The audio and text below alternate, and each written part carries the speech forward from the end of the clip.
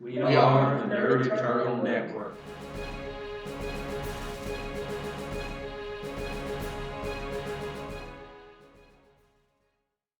Hello, and welcome to Powers on Payroll here on the Nerd Turtle Network. I'll be your GM for the day, Jason, and with me as usual will be Mike as Whipette. Hello. Curtis as the Influencer.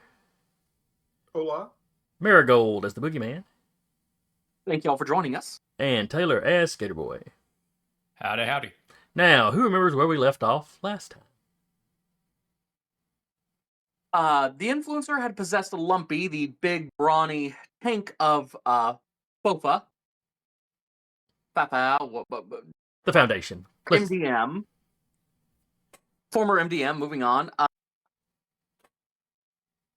Had gone up into the office building to up Whipette, who had been ensnared in a supposedly improved version of Boogieman's foam by Catalyst, who was about to take her to cease. Okay. Presumably messed up underground lab. Well, y'all can presume whatever you want to. But that seems likely given the Foundation's MO. Alright, so let's see. Downstairs, I believe... And the Influencer tried to possess Catalyst and failed. He just got dumped on the floor right in front of Catalyst. That's right. Yep. Oh, I had not forgotten. So down to see. The Rush had been badly injured, and the thought had carried him off, leaving Whipette behind. The fight downstairs, you had, I believe somebody had knocked out Sparky. No, somebody had knocked out, yeah, Sparky had been knocked out. Loogie had been knocked out. Not their actual names, but for lack of anything else to call them. I believe all three of the former Mutant Defense Militia were still up. Siphon, Wraith, and Grim Noir. I believe Skaterboi had Noir in a partial hold. Yep, they'd been wrestling around. I'd almost given up on on wrestling Noir and thrown at Siphon, who was fighting one of the defenders. Let's see. Siphon was engaged with Boogieman. Mm-hmm. Oh, sorry. And Flare, maybe. Oh, it may have been. Yeah, he'd gotten close to Flare because he was actually pulling in. He was siphoning off some of Flare's fire. I think for the last attack or two that he made. Oh, then it may have been the. Who was the person that transforms partially into rock? The Stone. So I think Stone was fighting someone close enough because Stone was fighting Sparky. I came in to assist. I think she had moved on. I think her and Wraith were. Okay, sorry. I had thrown something at Wraith to help the Stone. Was it just a baseball or something? Yeah. Yeah, you just done a little damage. Or tried to apply a condition. I forget which one. I do have a distracted condition written down. Alright. But not who it was on. I believe it was just a one-time use on Wraith. I think so. Because somebody had done something distracting earlier that they had gotten 3 on. I think Whipette. Whipette had done something like at the very, very beginning. Because I've got a 3 use and a 1 use written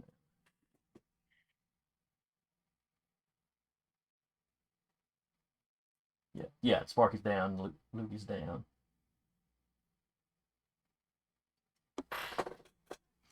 Alright. And I think we wrapped up with the Influencer's turn, because he was bringing up the rear, so I think we were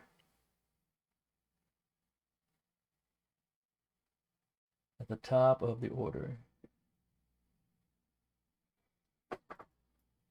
Which is Catalyst.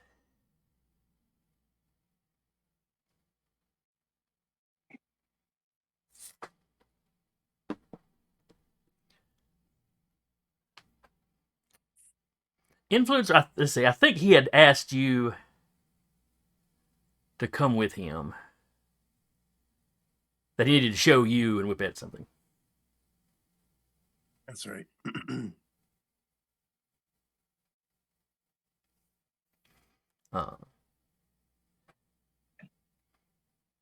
He tells Lawrence to stay behind, Lumpy, to stay behind in case the commander gets out. Because you can hear the metal block he'd encased her in. You can hear her, assaulting the inside, trying to get out.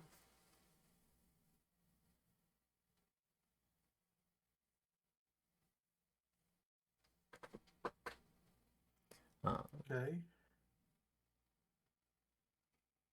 So you're standing there right in front of him. Whippette's hovering next to him. And suddenly you just have this line coming out from behind him. It's like a little line in the floor where just an inch or two wide of the floor just starts disappearing. Until it makes a circle around all of you. And then that section of the floor just starts lowering down.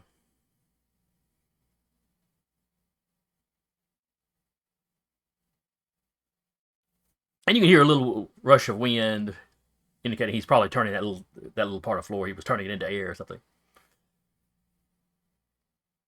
But he's creating, he's creating a hole down, and, that section of the floor you're standing on just going down with him.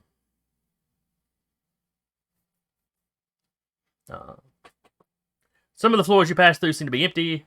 Some of them you see very startled people like running as soon as they see something is up. But he seems focused on whatever he's planning to show you, so he's not transmuting people into anything unnatural.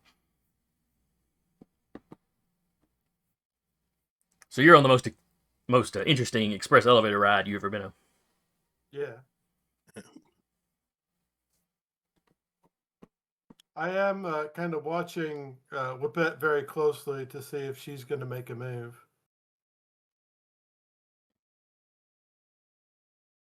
All right. Then we drop down to Whipette. And I believe you are currently in a partial hold. I think you had gotten like one arm loose or something. Yeah, I think that. I don't remember for 100%.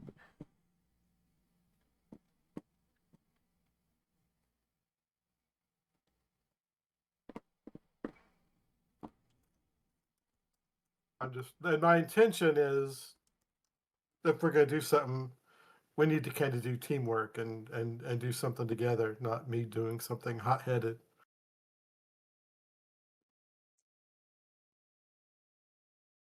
Although Whipette might not know that. Right. The question is, have we? I don't know that we've actually planned for this kind of this No, I don't think we have. No. Scenario. Yeah, I don't think so either. We don't have an official leader per se with a leadership, so I don't know how detailed our regular training and preparation is. I don't think we have maneuvers set up, unfortunately. We don't have a fastball special. Nope. Yeah, exactly. So I'm gonna, for now, I'm just gonna hold my action. I want to see what. Okay. Hold it, and I think a catalyst isn't reinforcing the encasing that I'm in. He hasn't yet, no. Or at least, yeah. If he's noticed that I'm partially free, he hasn't done anything about it. I will suggest to Catalyst, it's like, if I'm going with you, if you can at least let Whipette loose, you don't have to drag her along. She'll come with us.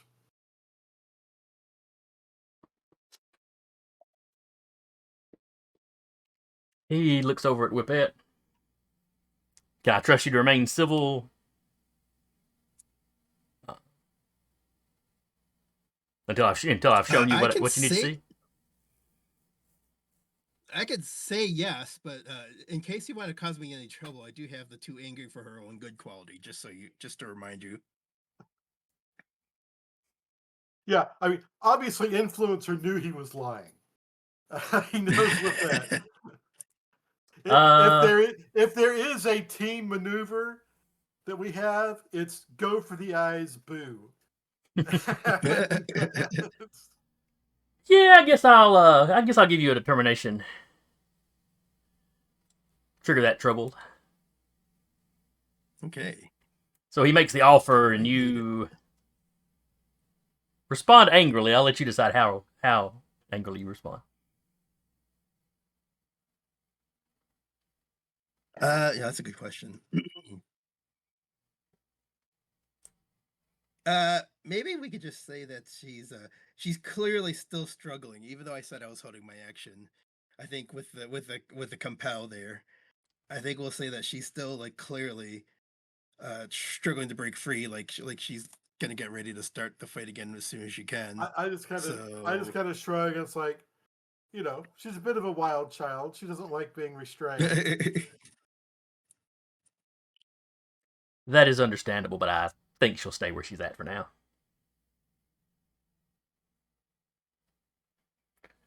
Rest assured, I have no interest in harming her, no intentions of harming her. Unless she forces it.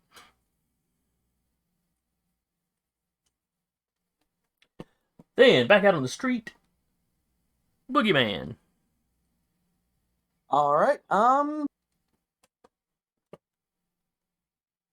gonna pop Siphon with one of my own balls. See if I can hit him this time. Okay.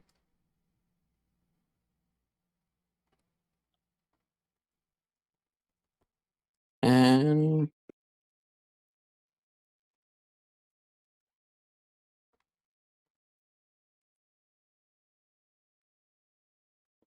I hit the wrong button. That should actually be a 7.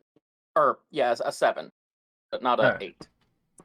Let's see, that is prowess. His prowess. He got an 11. So that's a major. Does he get to whap you for free, or does it have to be a... I think it has to be a massive.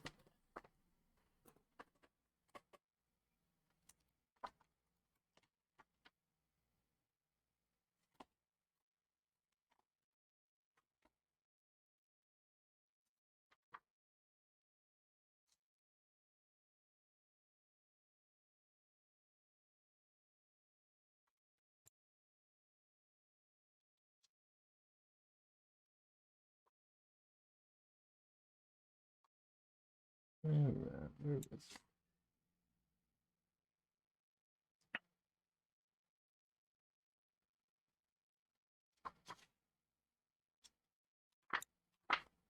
Reactions. That was an action. That's what the problem was. Alright, so evading a parry. Okay, it had to be a massive for me to freeze. Alright. Alright, so you take a swing. He gets out of the way.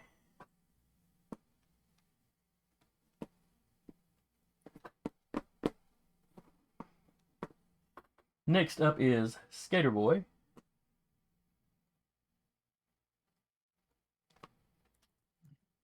I will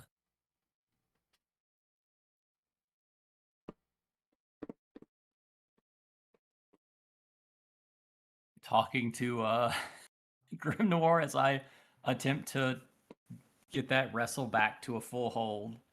Alright. You ever feel like we're really taking like the side character position here? 12.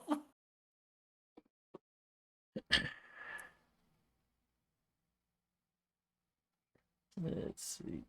This is just his straight prowess.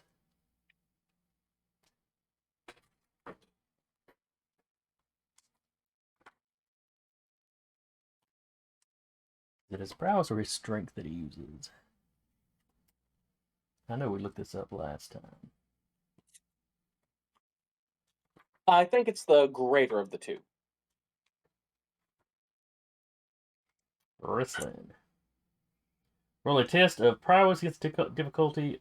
No, it's the It's prowess or coordination for the wrestling roll against the target, or that the target makes. I think it is strength or...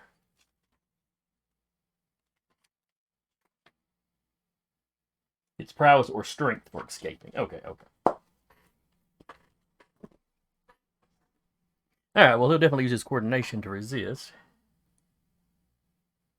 And it's a tie. So nothing changes about the grapple. I see we are once more in this. And he tells you, this is, kid, this ain't a movie, this ain't a comic book, there ain't story. Oh, did we lose a mic?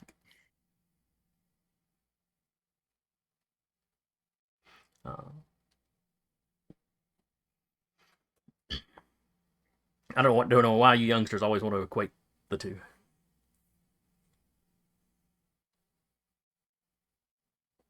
Well, like, every life is like a story, and like stories have characters. Yeah, but everybody's the main character of their own story.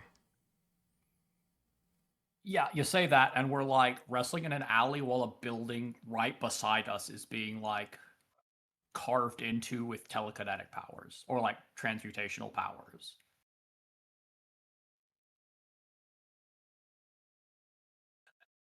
Like a soldier next to a tank in a fight is like, oh, the tank's definitely the main character in this fight, no matter what he does with his rifle.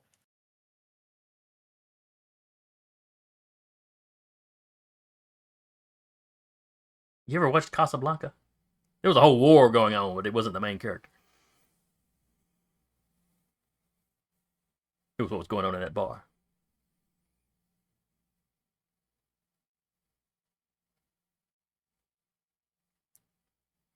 And all of this is said with, while grunting and struggling against each other. Yeah. I think technically I'm still in his brain for talking. So Oh, you might be. we're still telekinetically or telepathically connected.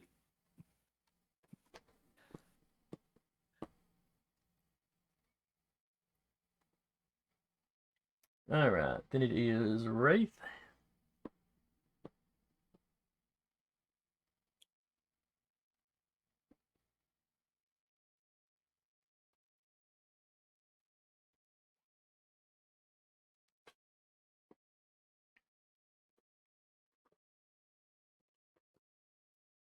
Stone.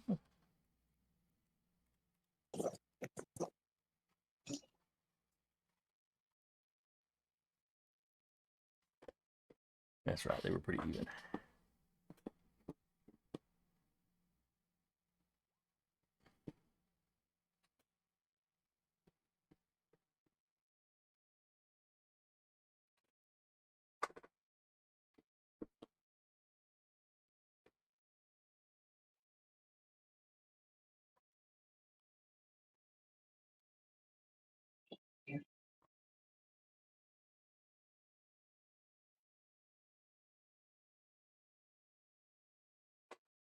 All right.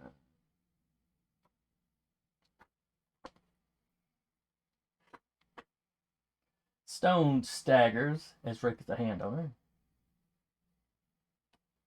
But she does not go down.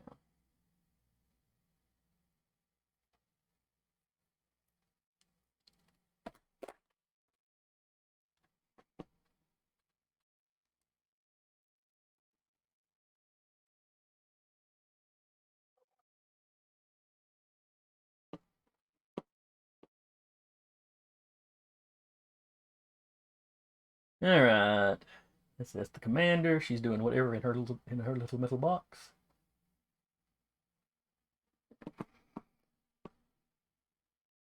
Stone takes a swing at Wraith. Connects. Does a little bit of damage.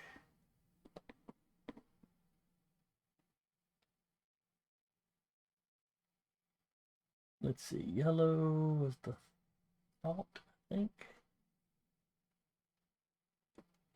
He's out of the fight.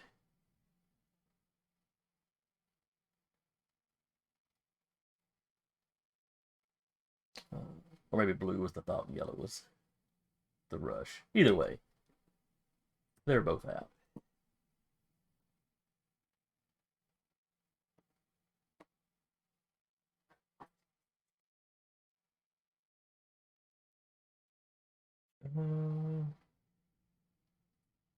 Let's see, beat the commander.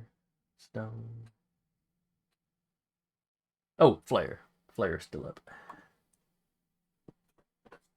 Or did Flare get knocked out? I think Flare and what? That's right. Siphon and Flare were standing close to each other. Flare had been shooting at Wraith when Siphon kind of snuck up behind him and started tapping into his power. Once y'all knocked Sparky out, Sparky couldn't charge him up anymore.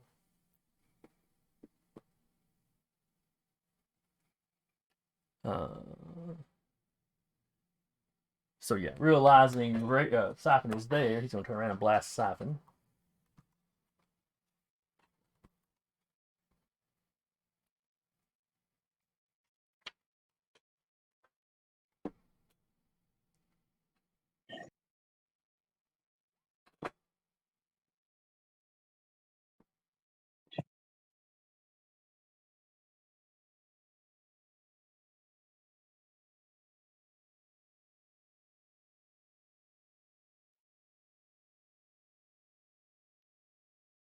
Ooh, it is a massive success for Flare. So he does 7 points of damage.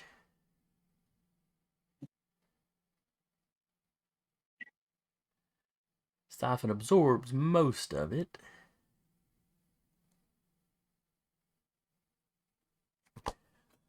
But what spills over is enough to take him out. So Siphon stumbles back on fire, screams, and then collapses to the ground. Clothes are smoldering. There's a little bit of flame on him, but only for a few seconds. Then it's gone. You hear Flare, finally. This motherfucker. You know, no, we got stuff to do. We got stuff.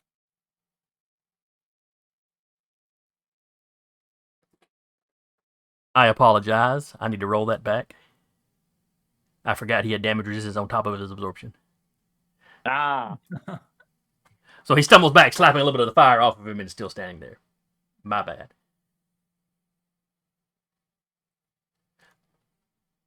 We'll go ahead and retcon that since I caught it so quickly.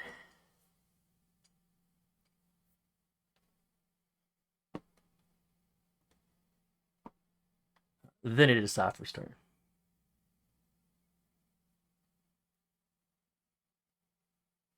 Well, let's see. His absorption is all topped off, so not much. Doesn't figure there's much point in blasting Flare with fire.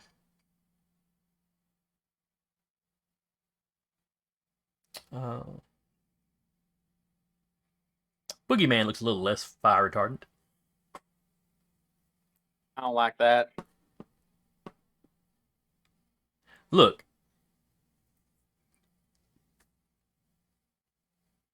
Never mind. I had something and it completely just flew out of my brain. Alright, so he is blasting you. He's got a coordination. Oh. And a specialty for his blast. How about that? That's only a 9 to hit you.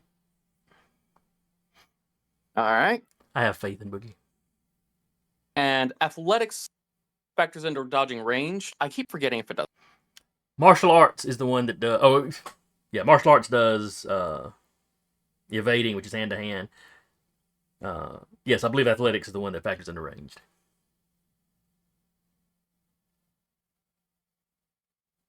So use that to coordination.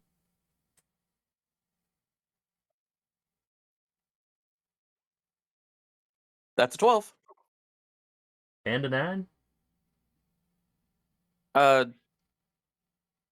Okay, looks like you hit an initiative button. Yeah. As That's well an as. act. Okay. Yeah. Okay, so you get out of the way without any issue.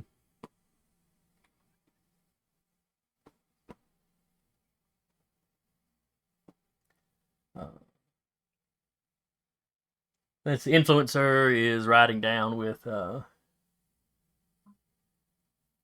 Catalyst. Unless he wants to try, Into hell. Unless he wants to try poking him in the brain again. No, I think I am. I am curious enough that I want to see what he has to show me before I try anything stupid again.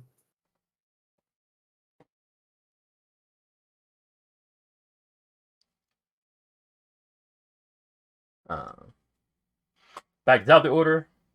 You've been picking up speed as you've been going through the building.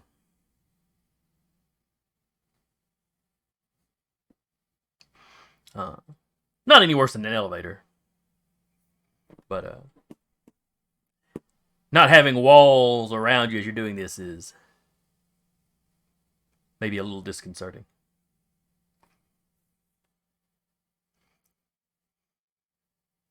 But you do recognize when you hit a sub basement. It's like just the floor changes. There's no carpeting, and he pulls you to a fairly quick stop.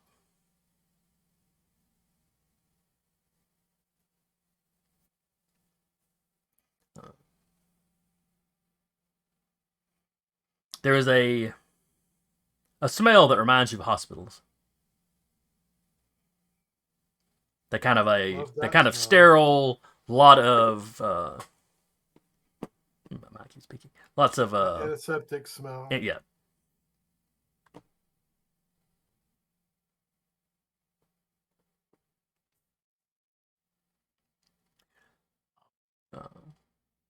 With a wave of his hand, one of the walls disappears. And you see a lab. It's got a table with very thick straps.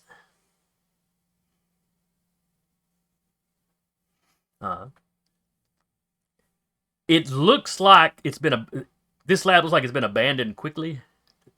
There's still instruments out. The little, cart with like the scalpels and stuff are still by the bed. There's some blood stains on the sheet.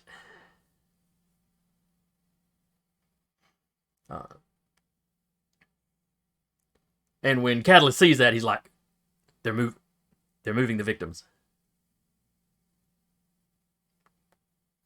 Come with me. And he starts. What's this? Did I identify the place that was attacked last time? You did, but I don't remember the name. 1 second while I look this up.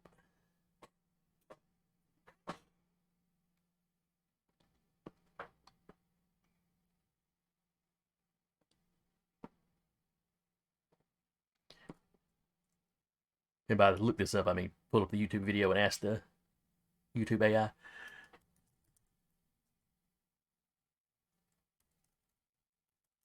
What business was being attacked?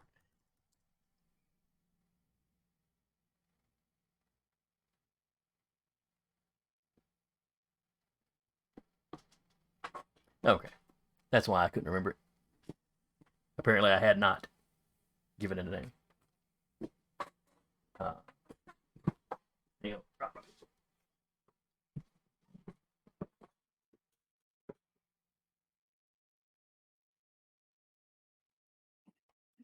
It was Evil Co. And Co. Oh, with the Shadow Cow? No, that was the previous place that attacked. We're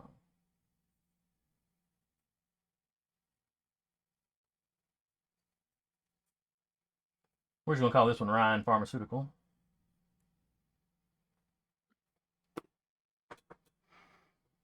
Which is not a business any of you have particularly heard of.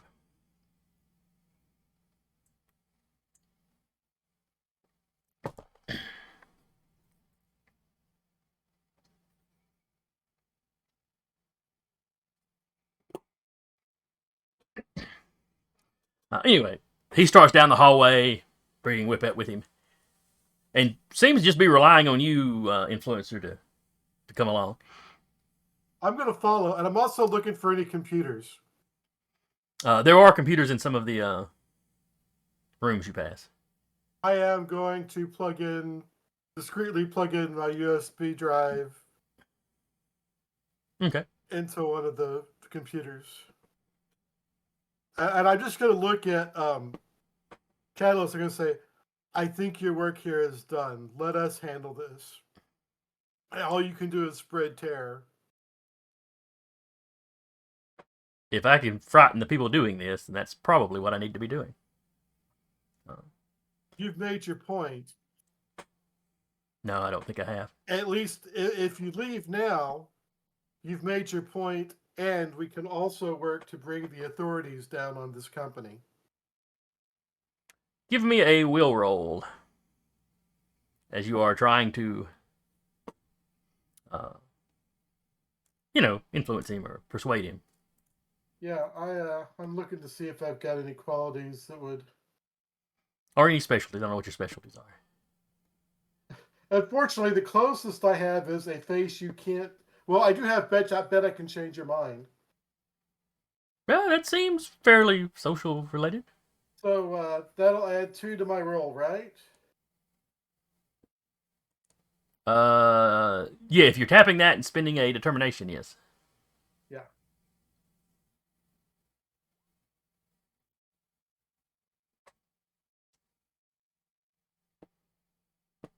Determination is spent. Okay. Was that factored into the roll, or do we need to add that to the 9? I added it. Okay. All right, let's see. Wait. It didn't. Because my willpower is 5, so it should have been plus 7. Okay, so it's an 11. So your roll was an 11. Yeah, so it should have been 13. No. You rolled a 9 with what you rolled, and we need to add the plus 2 to the 9. So an 11. Oh, no. Oh, I guess I'm looking at what you rolled. Sorry. All right. Oh, I see. My text thing wasn't scrolled all the way to the bottom. So yeah, I got an 11. Okay. Let's see. Would any of his qualities factor into this?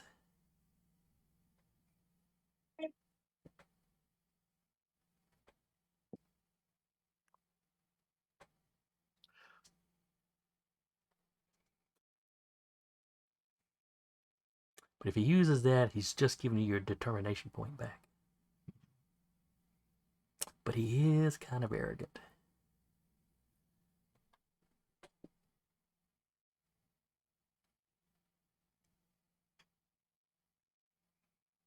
Yeah, have a determination point back. He's tapping one of his qualities. Alright, so... I've got determination.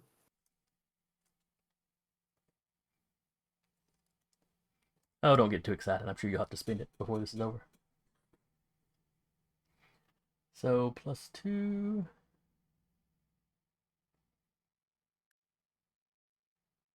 Yowza. Oh, damn. He is not deterred.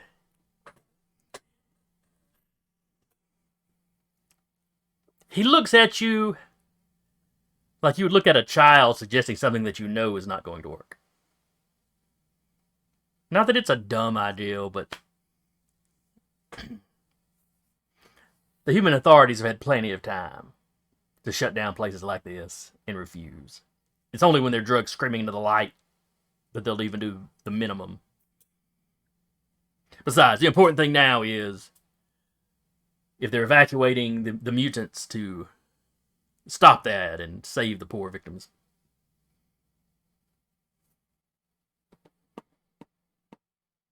On the plus side, he didn't seem to notice you plugging anything in. Did Whipette?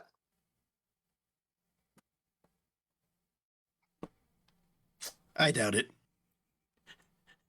Oh, if anything, I'm if I think I may have retained the presence of mind to at least keep narrating what's going on for the team. Okay. That is what I entered the building for in the first place. All right. So everybody's aware there's a lab down here. I mean, there were labs in the regular part of the building too, but yeah, there's something hinky going on down here.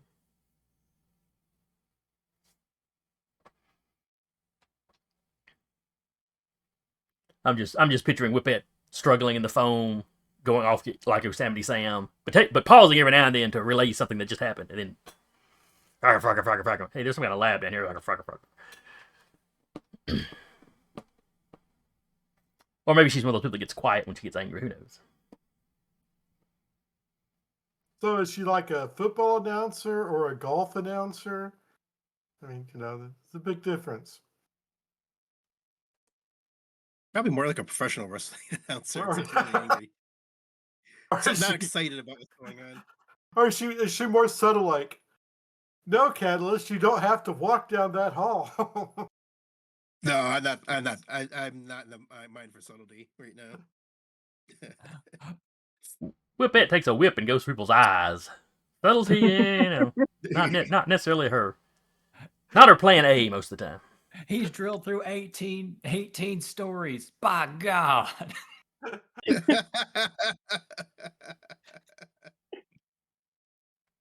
All right, but it is Whippette's turn if she wants to keep trying to escape.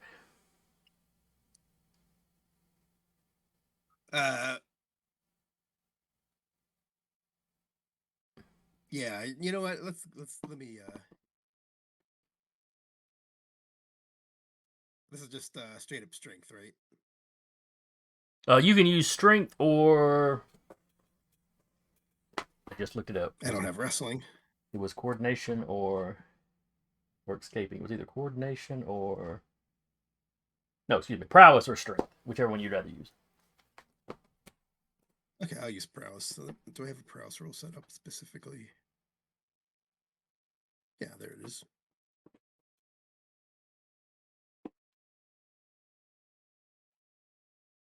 Yeah. I'll keep struggling. Okay. Roll to 7.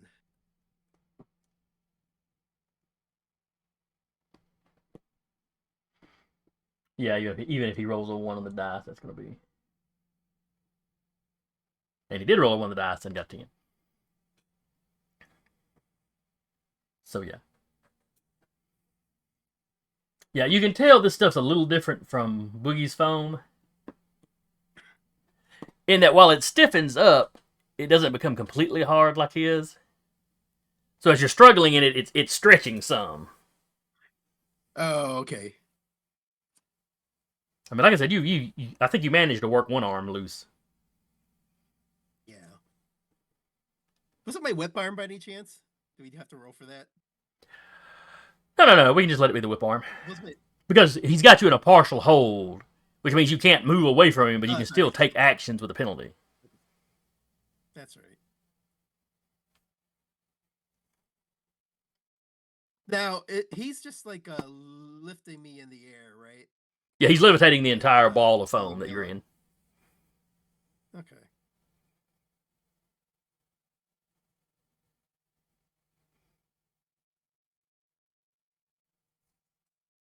All right, but then we get back out in the street with the Boogeyman. I'm going to bring my bat right down on top of Siphon's head. Hope it knocks him out. All right, give me a roll. All right. Oh, wait, that's right. That's Wraith stats. Where's Siphon?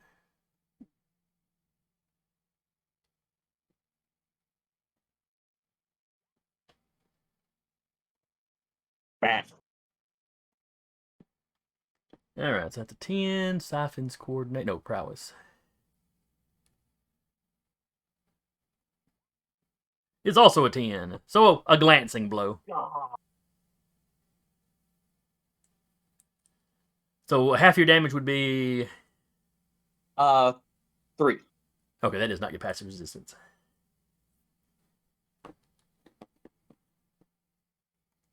Skaterboi. Did I skip Grim? It felt like you skipped him, yeah. All right, then let me, because all he can do is try to escape. So let me make that roll and see if he had managed to get loose on his last turn.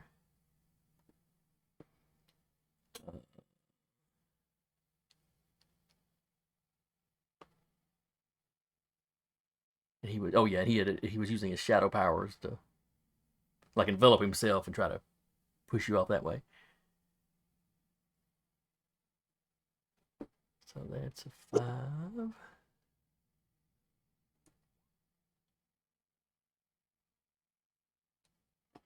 And that is versus your strength, I think. Yes. Does on his escape, does my wrestling still go into effect? I believe your wrestling still would still factor in. Then I can still just roll like that. Ooh. All right, so that is a moderate success, which I think loosens the hold. Since it's a partial hold, I believe that will loosen it. He will be loose. Escape's a partial hold. Or changes a complete hold to a partial hold. Yep. Yeah.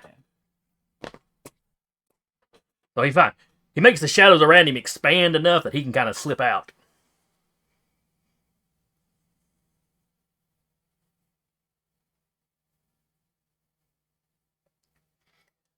But that was his action. So now it's back to you. Oh, I forget. I think I hit him once, but I forget if it did anything.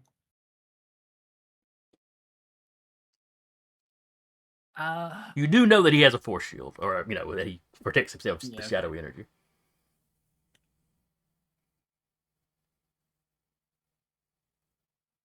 Yeah, that's why I was going for the grapple.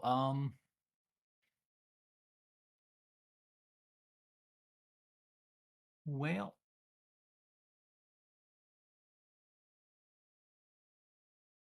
I'll go ahead and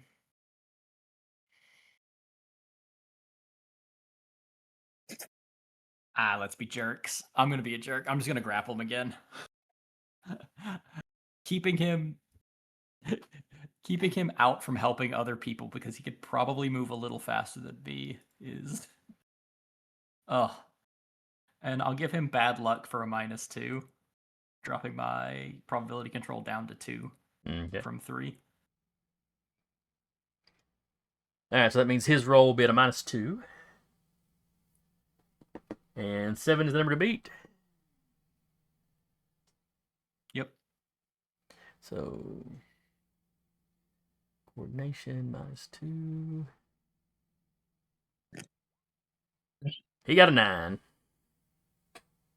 Must have rolled a 5 or something. Yeah. Yeah, he rolled pretty high.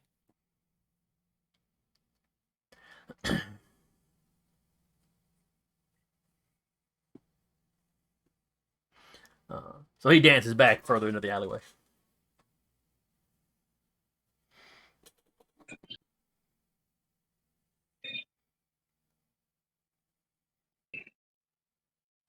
All right.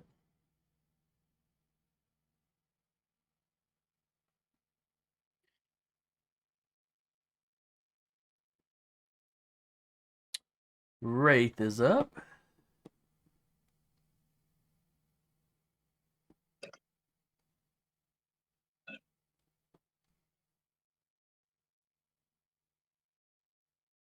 And she's going to make one more attempt on Stone before she decides to move on to another target.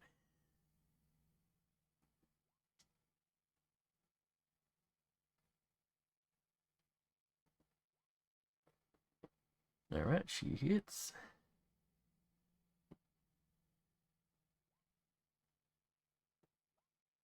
But Stone would resist it. Then Stone tries to hit.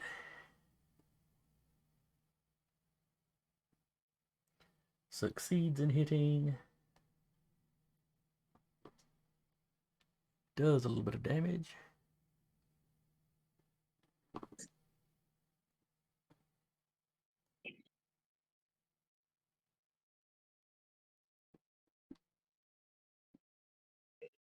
Or no, that would have been the commander. The commander would have done whatever they were going to do, and then yeah, okay, the roll's still fine. All right, and then we're back to Grim.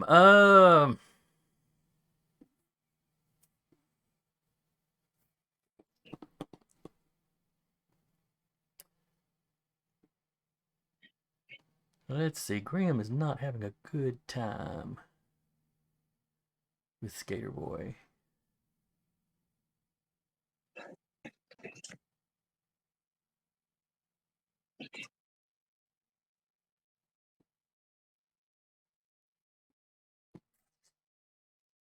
So yeah, tendrils of shadow come out and start lashing at you, Skater. Like, big shadowy hands trying to just slap you down. All right. It's still coordination. This is still him making a ranged attack. Oh, good. All right, he rolled a 9, you rolled a 10, so you managed to avoid it.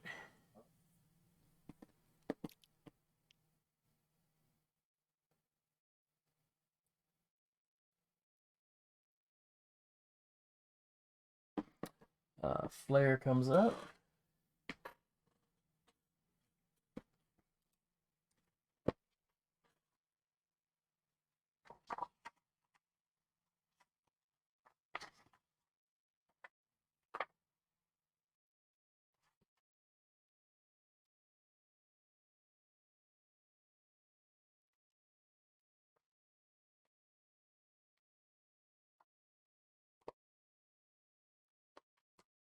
All right, so it's a 5.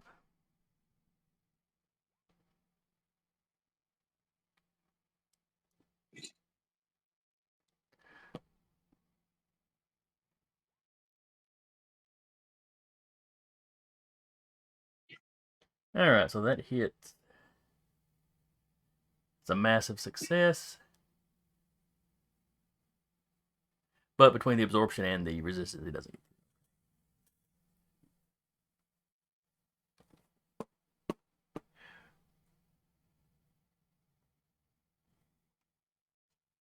Boogieman Flare looks over at you. Mm-hmm. I don't think this is working. I don't think my powers are working on him. No, I don't think they are either, boss.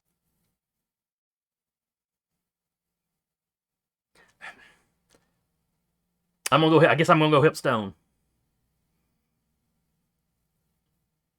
And then he turns like leave you with Siphon.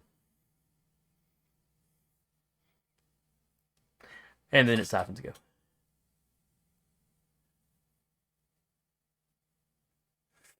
He does not actually look happy about Flare leaving.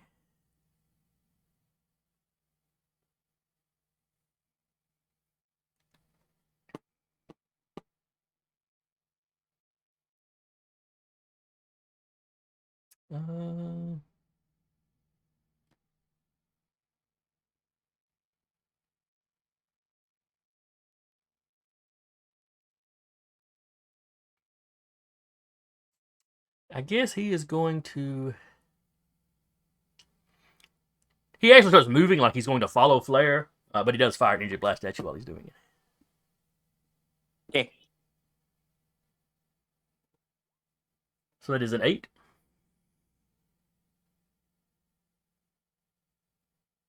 Let me a sheet to cooperate.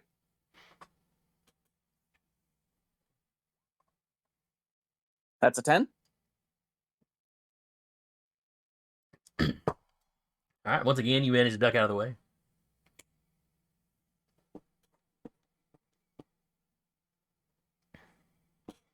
Influencer. Oh, that's right. He had to step away. We will come back to. Well, let's see. We'll come back to the inside when he gets back. Be Catalyst go.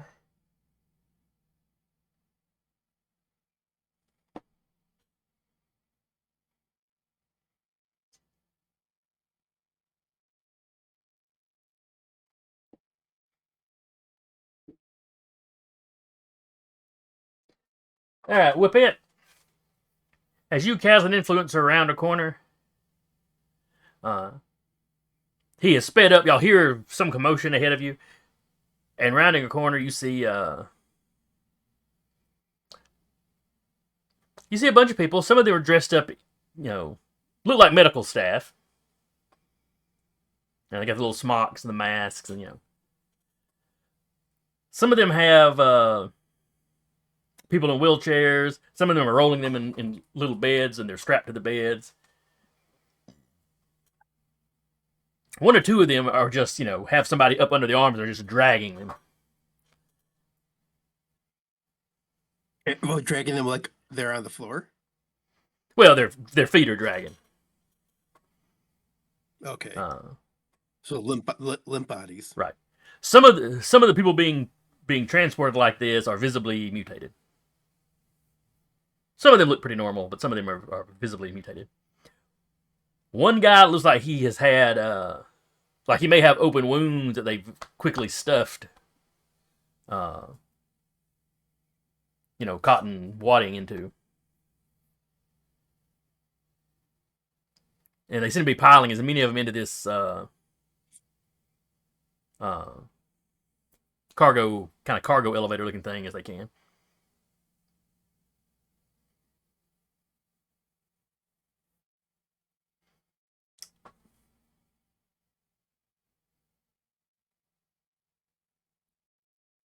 Catalyst doesn't say anything. You just see rage kind of wash over his face.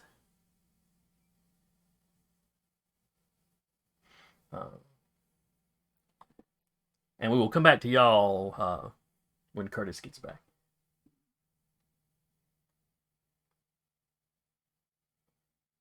All right, back outside. Boogeyman. I am going to chase down and... Bad idea. I'm going to try and tackle Siphon to the ground. Okay.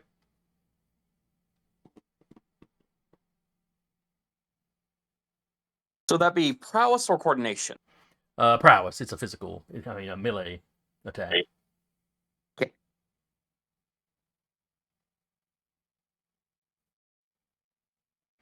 Let's see. Ooh, that's not good.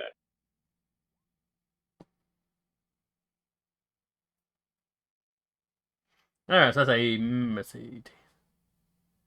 a major success.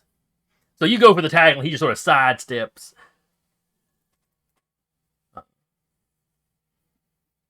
In this sort of beautiful little evasion. Would have looked great on the football field.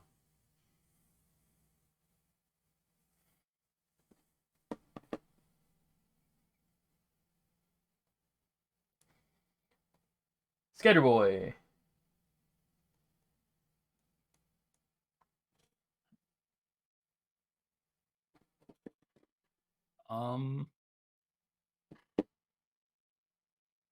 I will just dash out and attempt to grapple Wraith. Okay.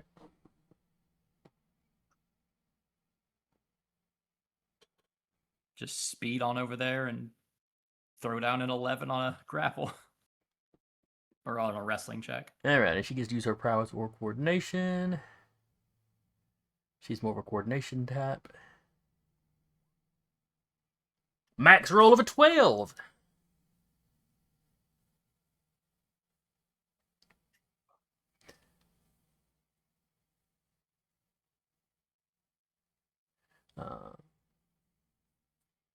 So she managed to get out of the way. Let's see. Then it's her turn. I'm trying to remember. Had she become aware that you were not a mutant? I mean, I had originally told her that I probably wasn't, but I didn't know because. Yeah, I know in that initial interaction she was hopeful that you were. Maybe you told Grim during this fight that you weren't. I forget exactly. I think. Yeah, I'm pretty sure I said it to Grim telepathically of like, I'm pretty sure I'm not. Okay, then she's unaware of that. In that case, she expresses her disappointment. You're fighting against the people you should be joining. You should be helping us help our people. Instead, you're just lapdogging. How would she put it? Well, lapdogging for our lessers.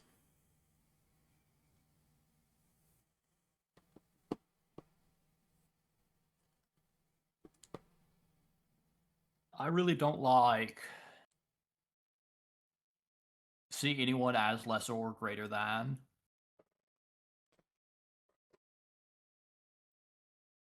That doesn't change the fact that you should be helping us. That you should help us. Help other mutants that are being oppressed, experimented on. But no, you rush out to the defense of the company, doing horrific things. Well, actually, I'm like defending the other powered people that you're like punching in the face, but I get like the overarching concept. I need you to give me an awareness check. As this wave of guilt kind of rolls over you.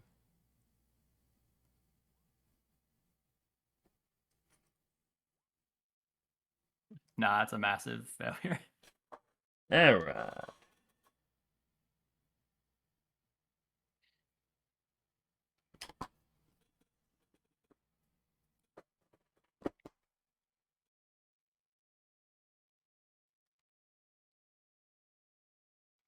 You suddenly feel very guilty.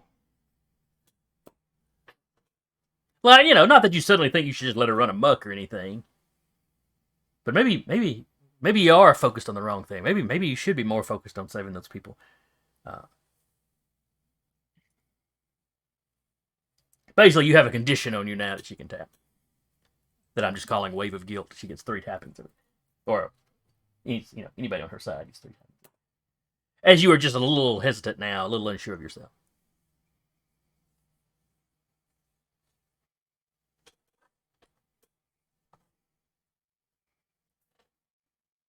I'm pleased she doesn't get to use her emotion control much.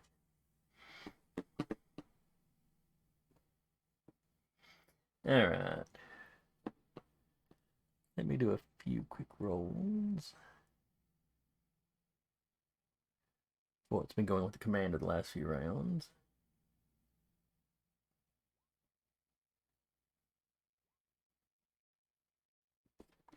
All right, the commander's still doing what she's doing.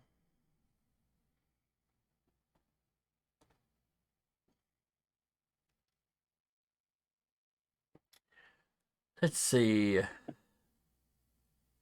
have a question. Yes. The commander, is she still up on the floor, or was she taken down with us? No, it was just a little circle of floor that, like, Catalyst was hovering right over and Influencer was standing on. Okay. Maybe a little 10 section, maybe just a little 10-foot circle or whatever. No, he left her behind with Lawrence, a.k.a. Lumpy, guarding her. Oh, okay. Yeah, didn't he tell Lawrence to stay behind and watch her or help her out, something like that? Yeah, well, keep an eye on her in case she got loose, distract her in case she got loose. All right, Stone runs up and takes a swing at Siphon, basically yelling at Skaterboi to get his head in the game.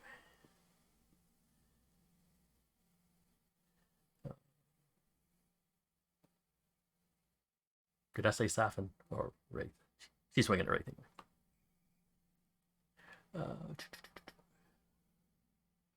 right, so she got a 7. Wraith got a 9, so that's fine.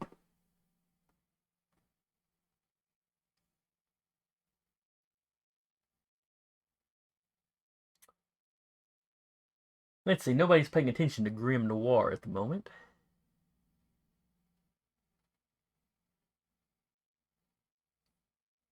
So he does a thing.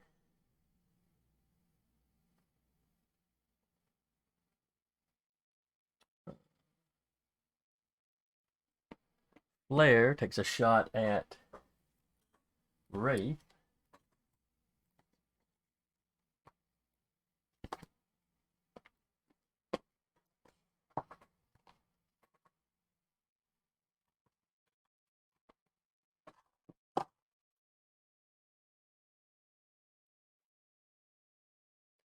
Let's see, she dodges her coordination. Oh, she takes the hit.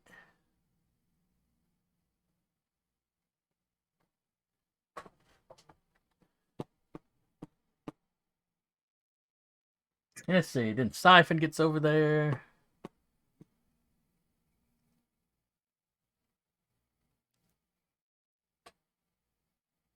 And Siphon is going to go for...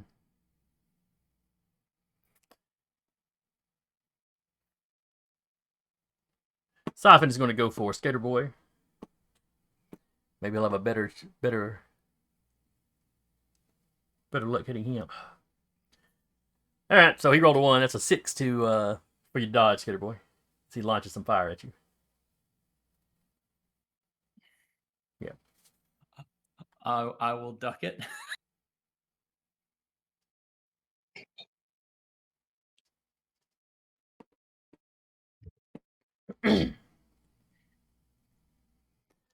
All right, Curtis.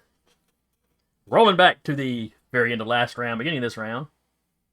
Y'all heard some commotion ahead of you. Catalyst picked up the pace, and as y'all rounded the corner, you saw a bunch of medical personnel hustling a bunch of mutants towards a cargo elevator. Some of them look like they're drugged up and are in wheelchairs. Some of them are strapped down to the rolling gurneys. A couple of them were just an orderly had them up under the arms and were just dragging them. One of the people being drugged looked like he may have still had open wounds on one side that they had stuffed gauze in and just taped up real quick. Catalyst didn't say anything, but you just see fury in his face. I'm pissed too. So what would you like to do? And Oh. you're going to get to take. Oh no! Wait a second. You won't. Hang on. Forget I said anything. Carry on. What are you doing? I am not interested in saving the scientists per se. Obviously, they are a mutual enemy of all of us. I think. What are the chances of me being able to help Whipette bust out of her containment? You could run over there and start pulling at it. I mean, you could run over there and basically go tell me that's what you're assisting her to do. Yeah. And she get a +2 on it. Like I said, the stuff's a little bit stretchy, so maybe you grab it and you stretch it out as much as you can, so maybe she can slip out. Yeah, I'll assist Whipette in getting out of her thing, and I'll let Catalyst have the first whack at the scientist. I know he's not going to hurt the mutants. Yeah, I trust that he's not going. I don't know that. I hope that he's sane enough not to hurt them. All right, so you're able to assist her. And then at the beginning of the round, Catalyst would have gone. You see a couple of the scientists just kind of go. Poof. Not messily. It's just they're there 1 minute and it's like this puff of air the next. Like you hear the puff noises they're making as he's transmuting the first couple of them into air. Whipette. The influencer has run over and started trying to help you stretch the material you're stuck in so you can get out. So if you want to make an escape roll, you'll be at +2. Absolutely. Let me type that in. So roll 1d6 +5 for coordination +2. And let's go ahead and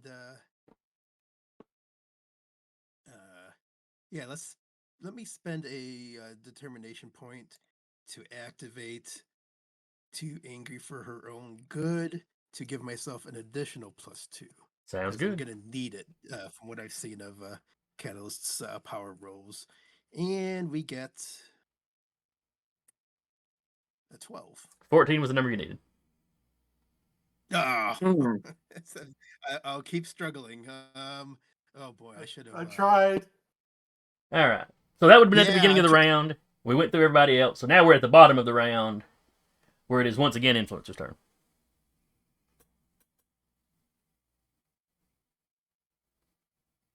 So you're going to continue helping? Because what y'all were doing there could have worked. He just rolled really well that time. Or the material. I rolled really high for the material strength. Material. I'm gonna see if I can next round maybe try and activate more than one quality. Let's see if I can finagle my way around that. All right, so what are you doing this round, Influencer? I will continue to help. Okay. Believe it or not, Whipette is Influencer's priority. I am going to continue to try to help get her out. Oh, I'm a company man. Whipette is a co-worker. So I can use my determination also, right? No, because it's not my role. Yeah, you're not really rolling. You can set up a quality that I could tap. But I tried. Well, I think you just gave me a straight up +2 aid or what? Or I think. Yeah, And yeah. You He- created just. Let me see here. Because him taking the action to aid you, that's giving you a +2. And that's his action. So to try to create some other quality would be another action. So yeah, that's pretty much what he can. Oh do yeah, this this is strictly. Yeah, this is strictly next page. I tried, Mike. yeah, yeah. No, I appreciate it. That was a good call. Maybe next page. So Catalyst is marching forward, just leaving Whippet's ball hovering there. He's not bringing it with him anymore. It's just sitting floating where he had it. But he is striding forward. The medical type looking types. Some of them are screaming. Some of them are like no longer worried about the patients, just trying to get on the elevator themselves. So at least one of them starts to beg before he poofs. There's another couple of them. It's like he's walking up. He's just poofing the closest ones to him. Whipette. All right. Why? So I'm trying to break free again. Would you roll really high or really low? Oh, super high. No, I rolled max. I rolled his max roll. It's like, oh, good Yeah. grief. Oh my god. Well, It's like, thank you come for on. expressing sympathy for me. So here's what I'm gonna try to do. I've got 2 determination points. Okay. I'm going to tap 2 anger for own good to represent the intensity of my ferocious struggle. Okay. Okay. I've got a free whip arm, so we can assume I'm whipping away. So I could also tag whip it good for a second bonus. Now it gives me the same. Now wait, is it even First of all, is it mathematically possible for me to break All right. out? If Of you this? What rolled a do I actually 6, need? your If I stats rolled are a 6 at 5, this point, you but could if tie. Yeah. Now here's a question: if I invoke some trouble to activate a strange teen from a super family, we could say that I'm sure there have been situations where the Rook has tried to teach me what to do if I've ever found myself bound to this kind of situation, and I could flash back to that, and maybe in that situation I ended up dislocating a joint or something, like a shoulder blade joint or something, in order to achieve that. And maybe the lesson I learned from that could, if he caused me trouble, said, dislocated joint again, perhaps that could give me yet another +2. And then maybe then I'd only need a 4 to 6 to tie. No, a tie doesn't get me out, does it? No, tie would not. So I would have. So you need a 4 or higher. I did. Because if you roll a 3 at that point, it would be a tie. So it gives you about a 50-50 chance if you do all that. Let's do that. I'll go ahead and tap myself down to 0, and maybe say that either way, I'm dislocating a joint, right? All right. So do we want to make the invoke dislocated joint? I'll give you an option here. I'll give you 2 options. The dislocated joint could be a quality that they could tap 3 times, or it could be 2 points of damage. I'll take the 2 points of damage. All right. Wait, can I? Yes, I can still take it. I'm at 5 right now, so I can. Yeah, and you know, armor does not work with that because it's representing a dislocated, something not. Yeah. So yeah, So no 1d6 armor, is no coordination, right? no knee pads. Right. So And it's the coordination. yeah, well, or So strength having all if three she wants to muscle her way out. No, I'm better with prowess. Now this might be a campaign first. Has anyone ever activated all 3 qualities in a roll? I don't think so. All right, let's remember the moment and see what happens. Go. Oh, it's a tie. It's still a tie. Oh, poor Whipette. Well, you can't say she didn't try. Nope, We both, nope. yeah. All right. I'm gonna double check, but I'm pretty sure that was right about escaping. Poor Whipette. Yep. Oh, and just so you know, I do have kind of a idea for a way out if this ends up ultimately not going Whippette's way, and we end up finding a conclusion to her arc. I think I have a thought about how she goes out. Just so you know, because I really dig whoever whoever brought up that comment about the fact that this would be quite a setup if. Or a potential setup for a wave of anti-mutant hysteria if I mean, this dreaded and new it's like, nasty. you know, Boogieman isn't technically a mutant either. I mean, I know he's got probability. He's got gadgetary. You mean Skaterboi or Boogeyman? No, I was confusing his gadgetary with probability. I mean, but Boogeyman's not as popular as Whippet. He's a dark, mysterious That's right. figure. Yeah, Whippet's for some young and inexplicable. Whippet may be angry, but she's also young and perky. Yeah, and I've always thought I've kind of like been interested in the fact that Whippet is inexplicably popular. She excelled. She had one like all-time high game, like pitching that kind of like the superhero equivalent of pitching a no-hitter while you're tripping on acid, like that dude on the Pirates, on the Pittsburgh Pirates, and she's been riding that one wave of fame ever since, and even I even took the living legend knack, to codify that into the rules. Mm-hmm. But it's always been I've always had a sense that she's been living on borrowed fame and perhaps borrowed time, and we'll see if that bursts out today.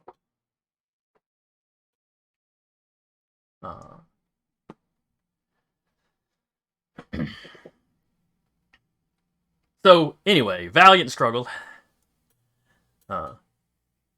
And Curtis, you don't think the stuff's been quite as elasticy as it had been.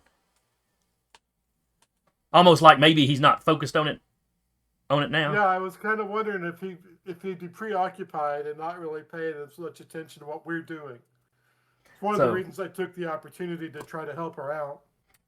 So I am going to drop the number on the material just a little bit going forward. Not a whole lot, but a little bit. All right, and then we get back. Let's see, that was us back at the top. So that was Whipette.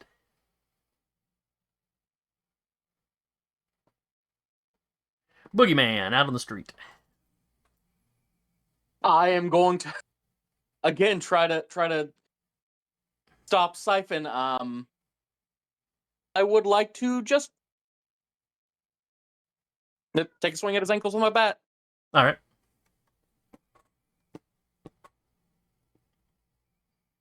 That is prowess. Oh, and you connect. How much damage you do? Thank 6. God. Yes, sir. All right, so 6. His damage resistance is 4, so that is 2 points, which is how much he had left. You knock his legs out from under him, and he just a hard face plant into the concrete. And he just sort of lays there.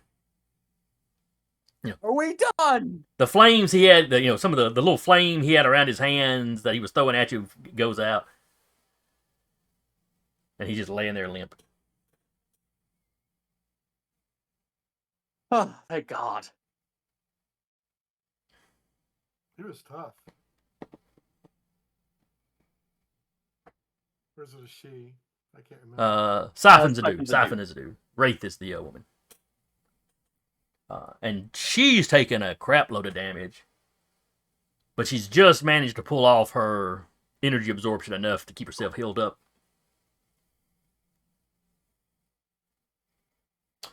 Skaterboi. After being told to get my head in the game and then seeing someone get knocked out, my guilt begins to overtake me in a very specific way. What are you doing? What are you about to do? Skaterboi hops up from his duck to dodge the fires. I've got to save the girl that was going to be my goddaughter, and then runs into the building. And I will be crafting as I run in, attempting to craft. What's this now? What? What's up? Your goddaughter? Is it? Look at influencer. It's not influencer. Wait a minute. Of course, I didn't hear that, but yeah, that's a player reaction.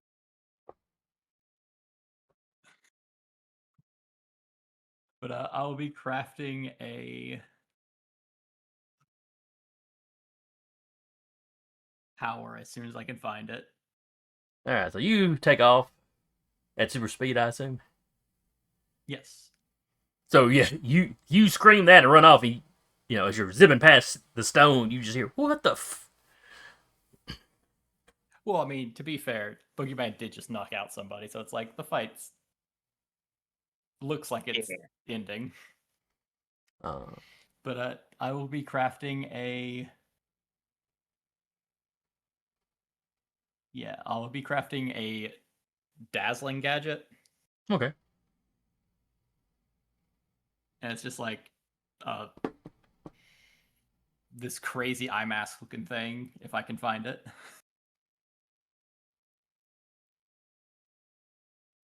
I will be triggering a quality I was so smart once and using my probability to get a +4 on this roll. All right. And what rank was it? Rank 5. You need to beat an 8.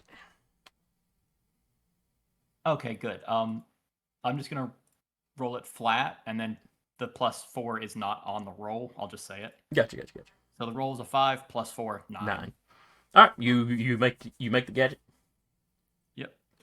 Just pull out. It's the mask. It just says the reverse eye patch. As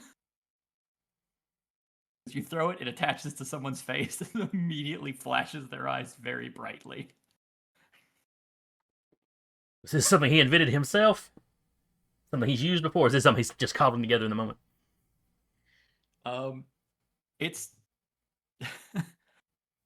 it's a self-applied eye mask that just has the portable disco ball like scattered inside of it. Groovy.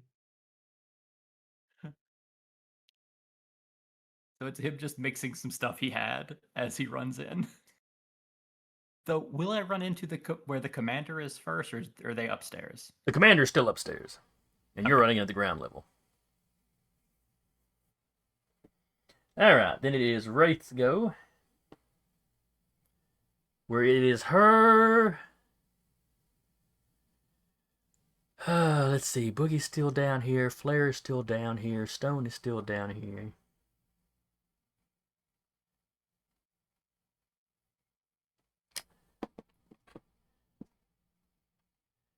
She's in okay shape, but still.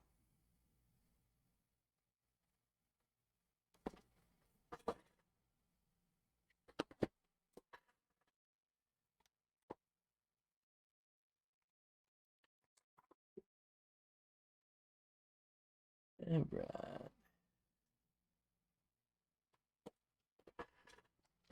So Wraith takes off at super speed.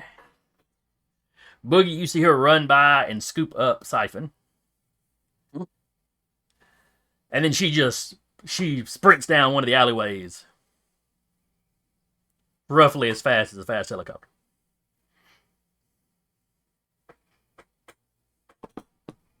I don't know why that's my favorite benchmark, but it is.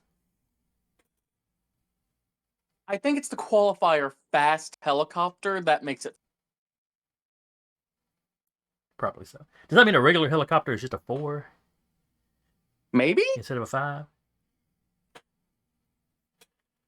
You know, it's maybe We've looked up the speeds of helicopters before for this to know that there is a pretty wide variance in them. That's true. That's true. Some of those Mhm. medical crap, I'm blanking on what they're called now. You know, the ones that'll come land at bad wrecks and stuff and carry people off. Medevacs or whatever. Medivacs? Yeah, I know those are quite fast for helicopters.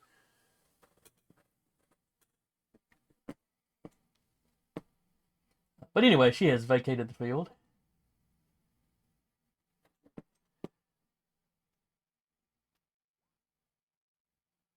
Oh, the poor commander just cannot get out of her box.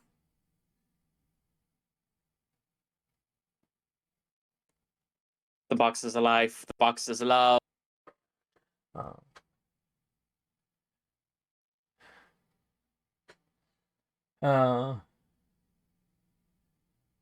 Stone looks around. Well, crap. All of that, and she got away with her buddy. Wait, where's the old man? And she starts looking around like she's trying to find Grim Noir. Speaking of Grim Noir,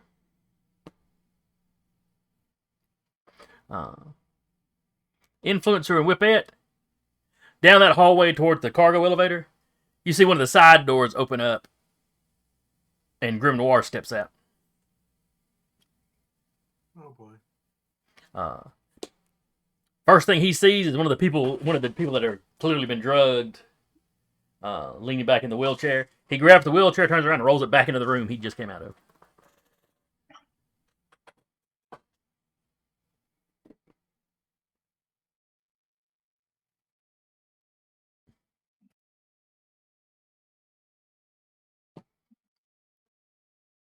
Flair's turn comes up.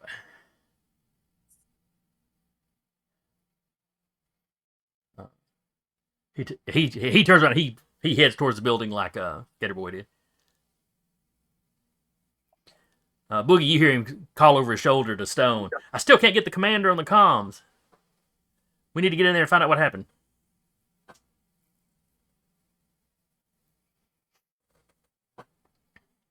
Yeah, see, Siphon's unconscious. Influencer, you're up. Okay, just to make sure that I didn't get confused, Grim Noir is part of the FAFO, right? And Correct. Okay. Yeah. And you know enough about him. Just he's been around long. Everybody knows he can step in and out of shadows. He does stuff. He does freaky stuff with shadows. And the room he stepped out of is not lit. He he opened the door and stepped out of a dark room, grabbed the nearest mutant and rolled them into the room. I hate to abandon my attempt to free Whipette, but I'm going to see if there's a chance for me to stop Grim Noir. I'm going to run after him real quick. Oh yeah, you can run down the hallway too. He's probably already gone, but I'm gonna check just because I want to try to save that mutant. You know that's what the Foundation is about. Understands that.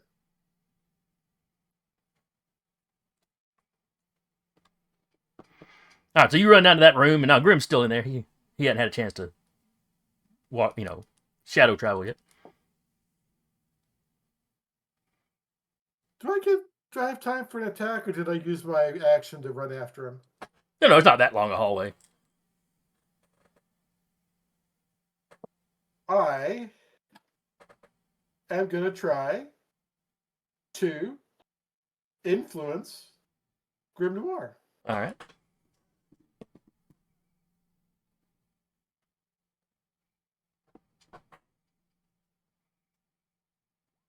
All right, so that is will-based, I believe. Yeah. He got a 7, you got a 15. You are in control. I got him.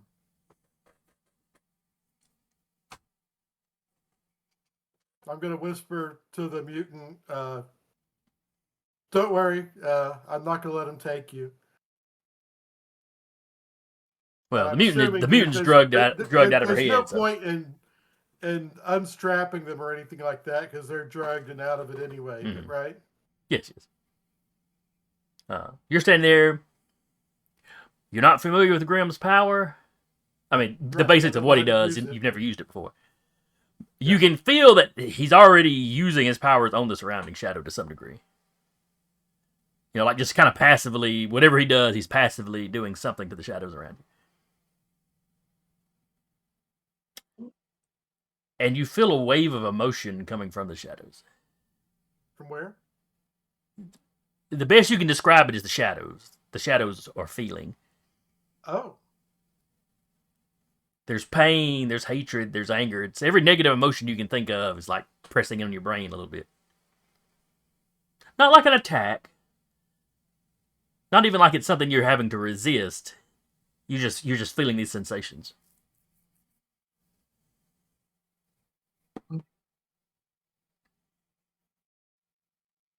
But it's definitely something apart from you. It's not, you know. right. And you know, this isn't like when you possessed the headsman with all the magical shenanigans where you were talking to the person, talking to somebody, whether it was the old man or an entity, It's almost like he's accessing living shadows possibly. that have their own emotions. I'm assuming. It seems to be they seem to have every negative emotion that humans have.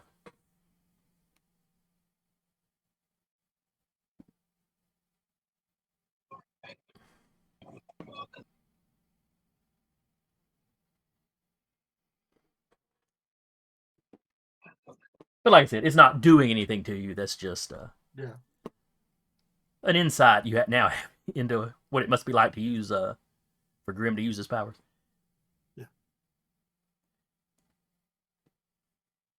You hear more poofs from outside. More of the medical staff is screaming. The ones that are not poofing away are screaming. Well, and one of them that poofed away was screaming, but that scream cuts off very quickly.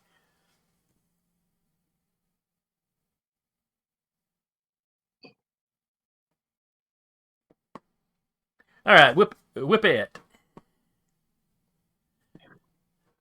Yes, I got back just in time. I'm not sure when you blipped out, but so Grim Noir came out of a side door, grabbed a wheelchair with a mutant Oh, in I it. caught that. Okay. Influencer has Who's inside of him now? Yeah, okay, you caught all that. So you saw that, and you know he ran off, and you probably understand why.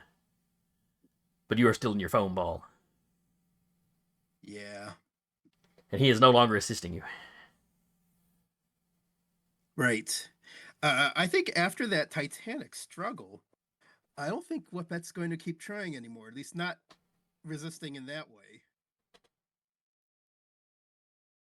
So I think at this point, I don't know. Maybe I just.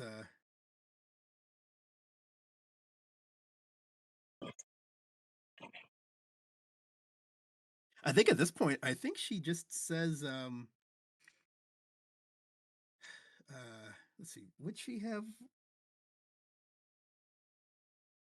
Yeah, she could. I was just trying to. She's. This is going to be. I think she's just going to tell, tell the catalyst. He's still slaughtering. He's still dissipating people, right? Yeah, Is he? he's close by me. He's just walking down the hallway, poofing the closest ones as he gets closer to them. You know what? If this is still happening, yeah, I think Whippette's simply going to just like, I don't know, watch in horror and just helplessly.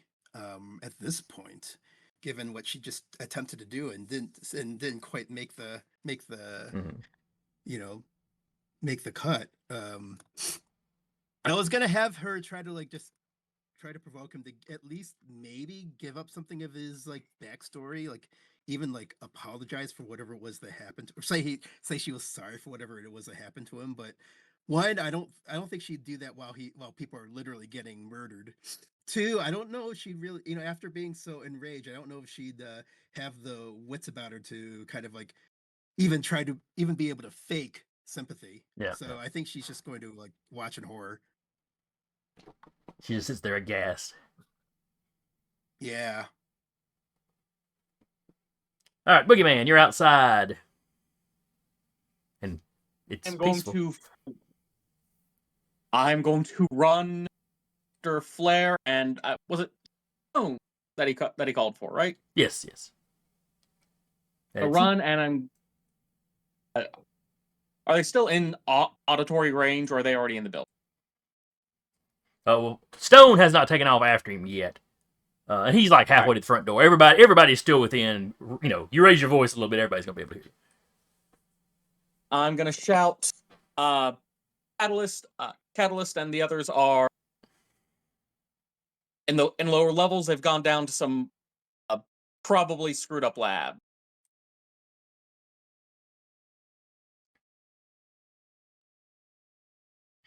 And yeah, just gonna hook it into the building fast as I can.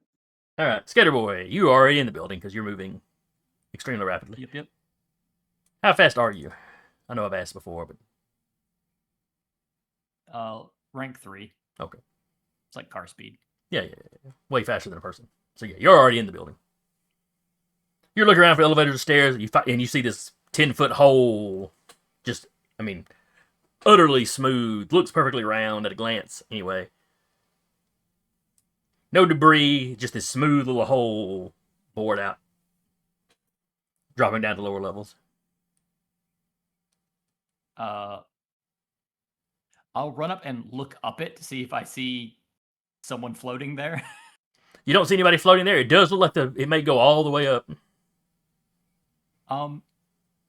Is the wind going down or up? So I know he makes turns it into air, so there's going to be like a flow. Do I hear anything that it would move indicates rapidly? Oh, give me an awareness. Give me an awareness roll. Let's see what you hear.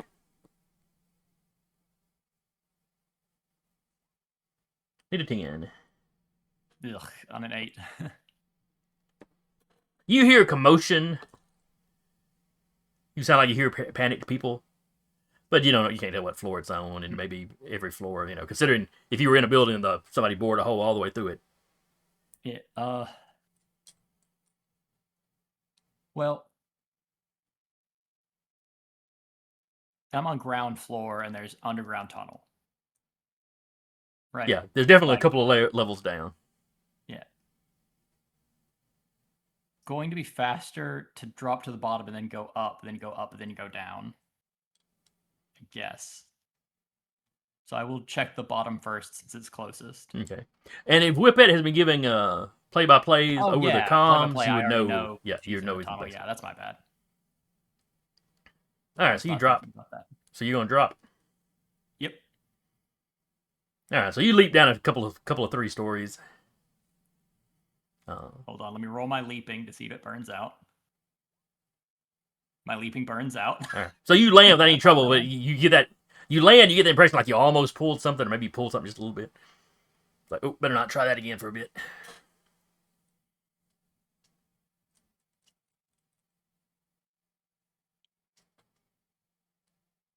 All right, and then you pick a direction and head off down a hallway.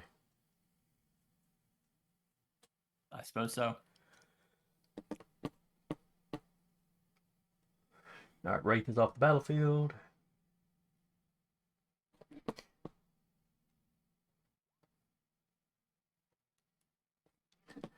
Commander doing commander stuff.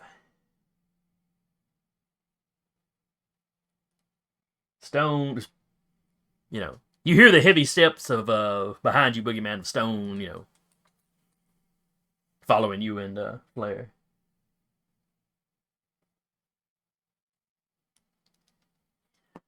Let's see. All right, so Grim Noir does not get any rolls because you've got him for the chapter. Flare continues into the building. And we are back down to the Influencer. All right, Influencer, you're in the room. There's a mutant in a wheelchair and you in a Grim. I am the mutant that I rescued is pretty safe right now, and there's no point, like I said, in if they're secured in the wheelchair, there's no point in me releasing them because they're too drugged to do anything. Yeah, yeah. Then they don't even So- respond when you talk to them. They're out of it. Yeah. So I'm going to leave them where they are, and I'm going to run back into the room with Catalyst and Whipette. Okay, into the hallway. Yeah. All right. Well, it looks like Catalyst has poofed a few more people. Not a surprise. Whippette's just sitting there in that ball of stuff, just looking horrified at it.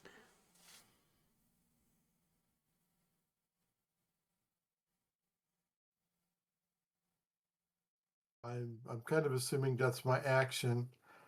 No, you just step back into the hallway. You can still do something if there's something you want to do. Yeah, I'm. The shadows have already been summoned, and they are communicating with bad emotions. I'm going to see if I can focus those bad emotions onto Catalyst. All right. Give me an intellect roll.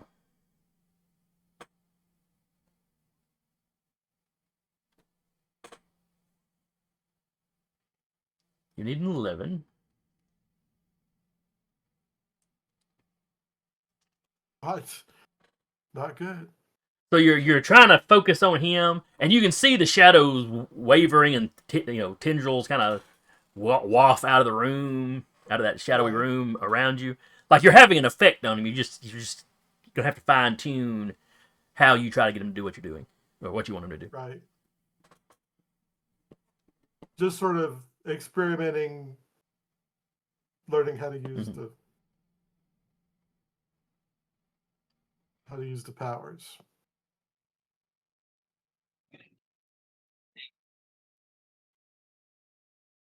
Catalyst stops next to he poofed the guy carrying him, but he stops next to that guy that had the hastily gauze stuffed wounds.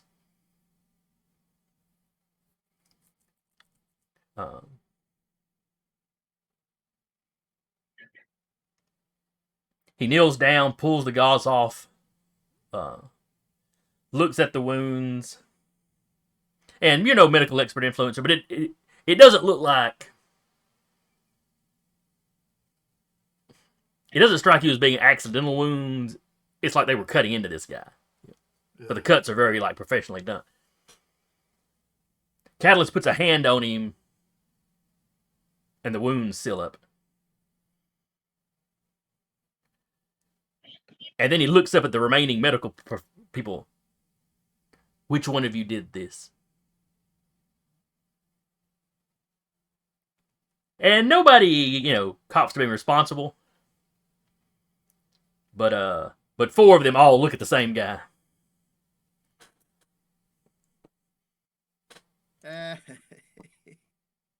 He's a goner. And then it's Whippette's turn. Okay. Well, this might be. Tell me what you think about this. This is kind of like the exit plan I had thought of for Whippette.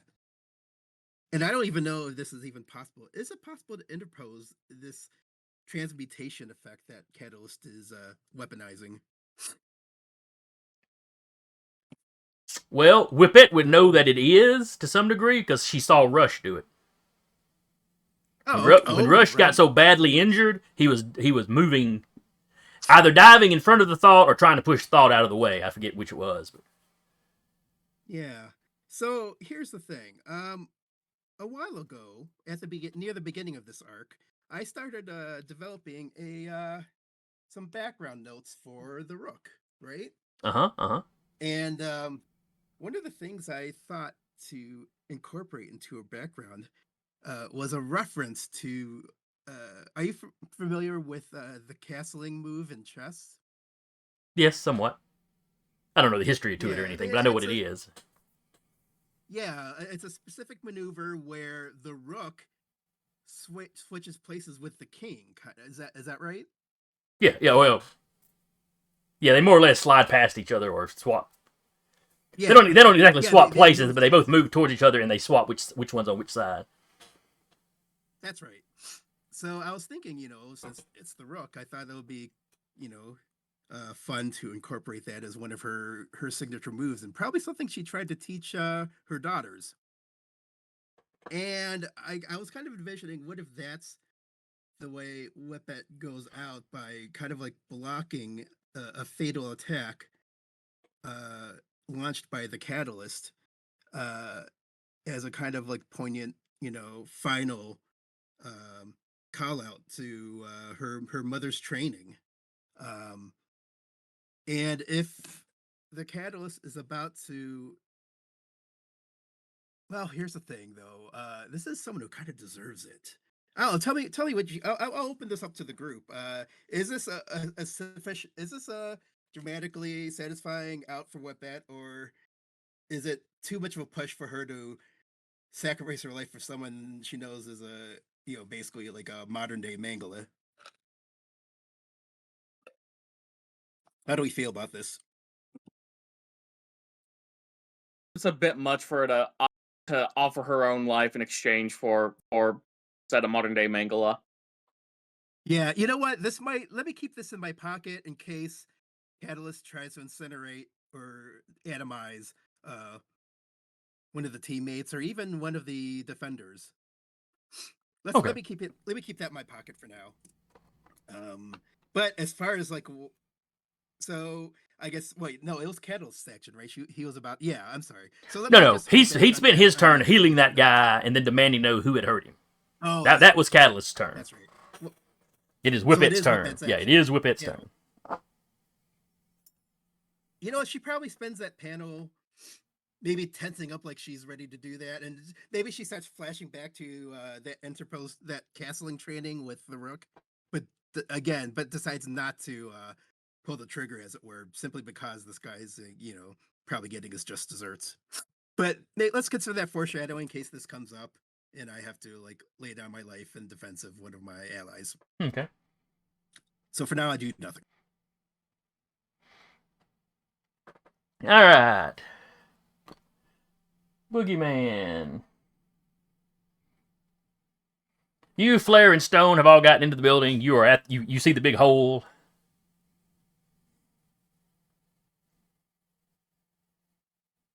I'm going to ask, hey, do you think you can withstand a drop from this height?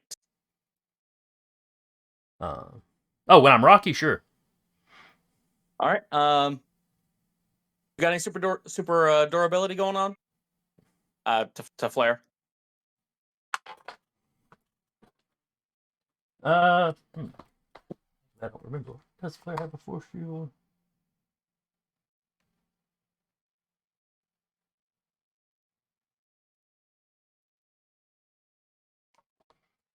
I can take an attack. I don't know about gravity. I can slow myself down though. I mean, I can make the drop.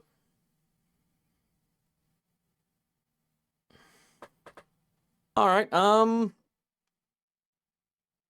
right.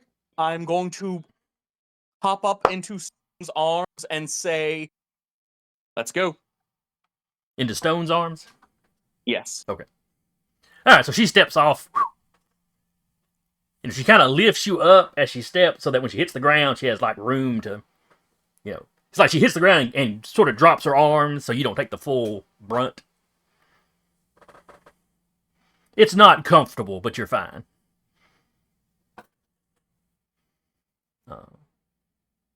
Flare drops off and is basically firing full blast down at the ground straight, under him. It's like maybe if he practiced a little more, he could actually fly.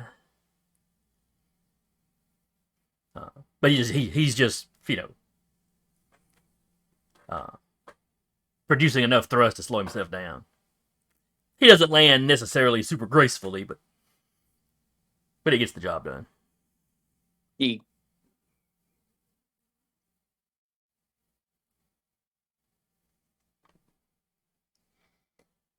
Alright, Skaterboi. You've been running down a hallway at full speed. And you hear a voice.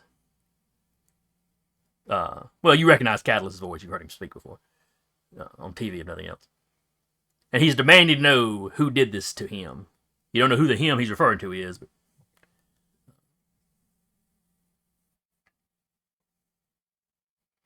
But you're close enough that you can hear where the voice is coming from now.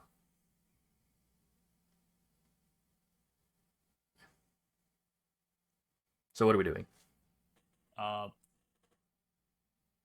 I will continue sprinting towards it until I see. All right, you round a corner. There is Whipette with like one arm loose in this ball of foam. It looks a lot like Boogieman's foam, but it's just sort of floating there in the air to one side of the hallway. Down the hallway, you see Grim Noir. He's standing in front of an open door. There's a little bit of shadowy tendrils, wavering in the air, out, reaching through the door. You see what is obviously all these mutant patients, because you've seen labs as you've been running down the hallway. So yeah, lots of mutants on gurneys and wheelchairs. A couple of them just laying on the ground. A Catalyst is currently crouched next to one, where you heard him making his demand. Several medical people dressed like medical staff are trying to crowd into this cargo elevator. Most of them are looking at one guy. Probably not enough of them to have been moving this many people.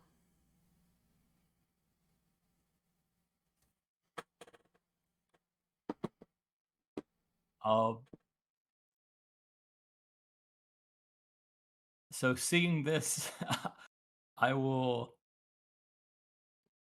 What kind of?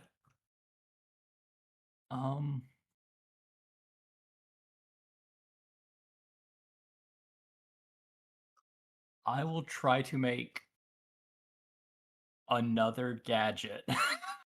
Now that I see what's going on and see Whipette trapped in this material. Okay. What gadget are you trying to make?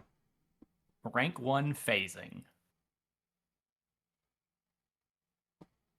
All right. You need a 7. Nice. Oof.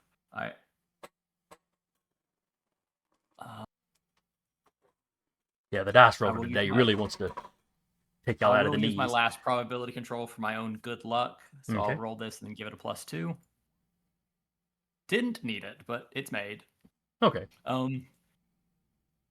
I slap what looks like a wristwatch onto Whipette that just says the passerby. And I just lean in and whisper, just click it and walk through stuff.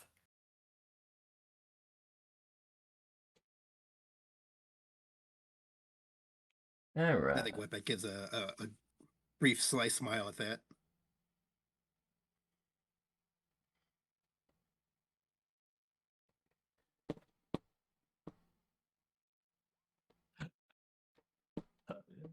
The years of experience. You don't need to be powerful. You just have to have the right power and one part of it. All right. So up top, the commander is finally making some progress. She is now only partially held by the box.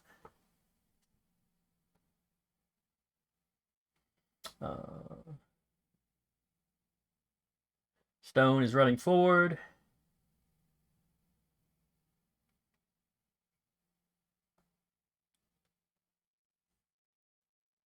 Slayer is running forward. Did I skip somebody? No, Boogie went before. Went before Skaterboi.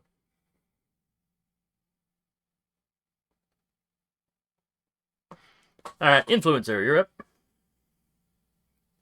Okay, I am gonna take another stab at influencing those shadows, focusing their anger on Catalyst. All right, give me another reason roll. But this time give yourself a +2 because you've already been working on it. Okay, I didn't add the +2. We'll have to. So that's a 2. So you rolled a 9, but you should have had a +2 on there. So that's a 12. I mean, an 11. I can math. I promise. The math isn't mathing. All right, so you can now get the shadows to lash out at him. Okay, I'm gonna do that. All right. Are you effectively blasting him with them, or are you trying to grapple him?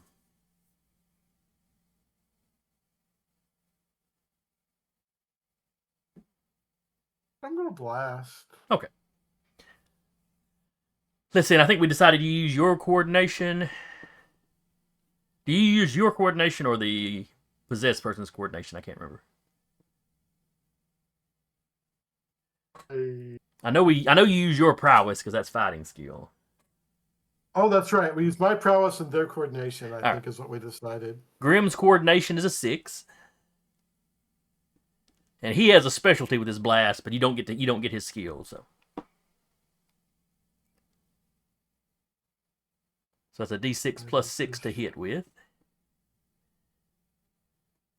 Advance roller, hold on. D6 Let's see. plus 6. Catalyst has got coordination. He's got aerial combat, which would help him. But also, I'm going to say that he's not aware. He has no reason to think this attack is coming.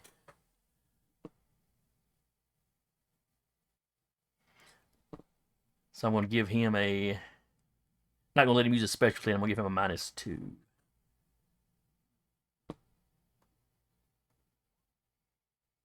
All right, so that's a massive success on your part. Grimm's when he blasts people with shadows, that's rank 5.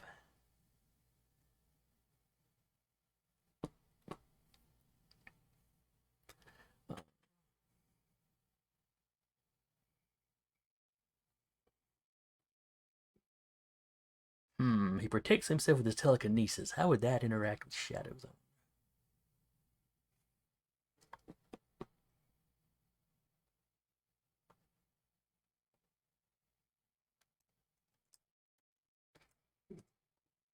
So he's making his demands. He's standing back up. Your shadows whip out and just smash into him.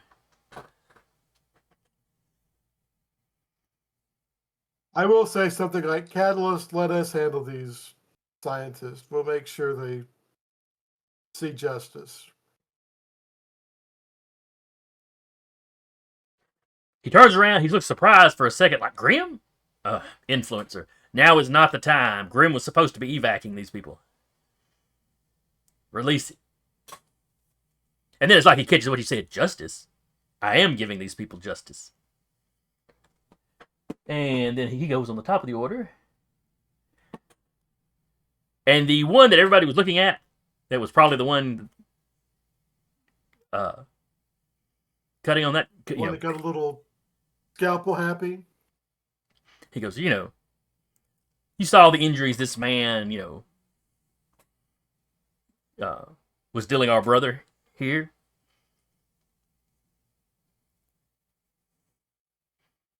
What do you think what justice is the human justice system? I can talk. Going to deliver it to him, lock him in a room for a little while? No, this is justice. And he turns around, points at the guy.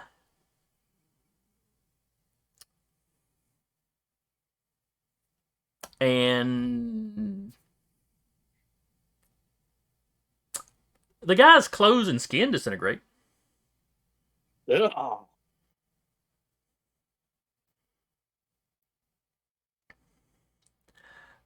The guy, of course, screams, Whipette, this is the worst thing you've ever seen. This is probably the worst sound you've ever heard. Yeah.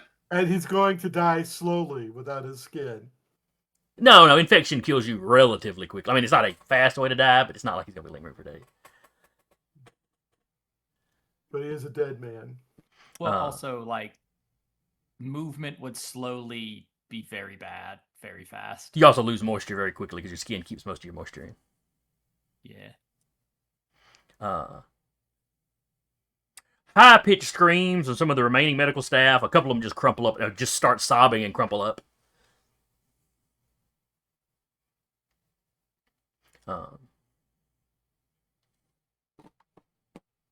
As the degloved man starts to kind of fall forward, where Catalyst had kind of pointed at him. As he starts to fall, he clenches his fist, and the guy finishes disintegrating.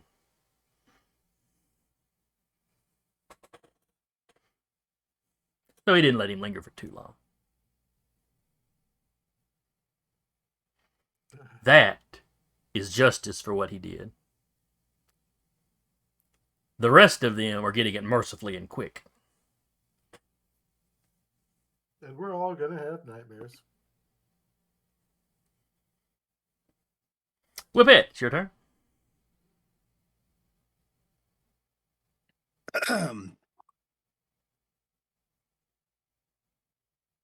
So, yeah, I think I'm still. Oh wait, that's right. I've got the device. Yep. Yeah, she will do as Skaterboy instructed. Phase out, but she's not gonna act quite well.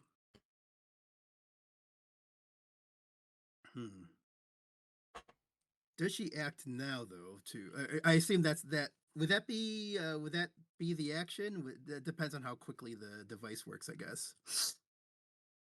Let me see. Let's look up phasing and see if it requires an action to turn it one way or the other. I'd almost kind of prefer that it does, because I'm not sure exactly what Whipette does now. If she just gets back into the fighter, I almost feel like she'd have to. She can't. I don't think she could just not do anything while she's able to actually do something when people are about to get killed, even if they, however they might deserve it. It doesn't seem to say that it takes any action. So I'm going to rule that you can go from one to the other, once for free.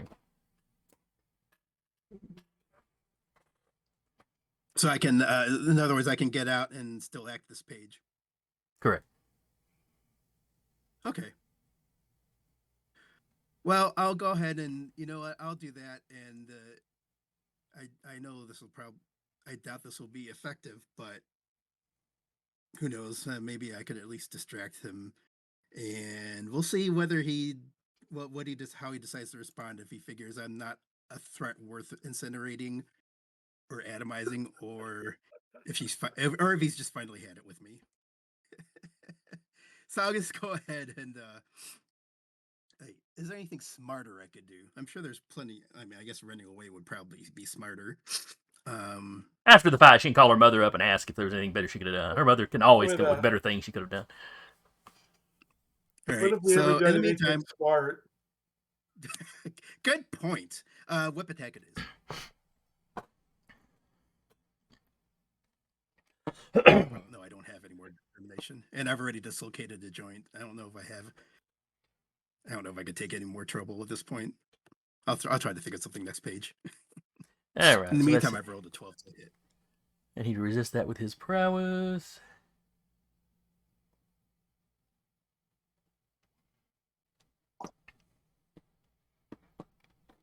So yeah, the whip cracks out. I'm just going to assume you were going for his eyes. Sure. But the whip stops, maybe half an inch from his face. His head. I'll distract him for everyone else or something. Yeah, he definitely jerks back. You got his attention. Yeah.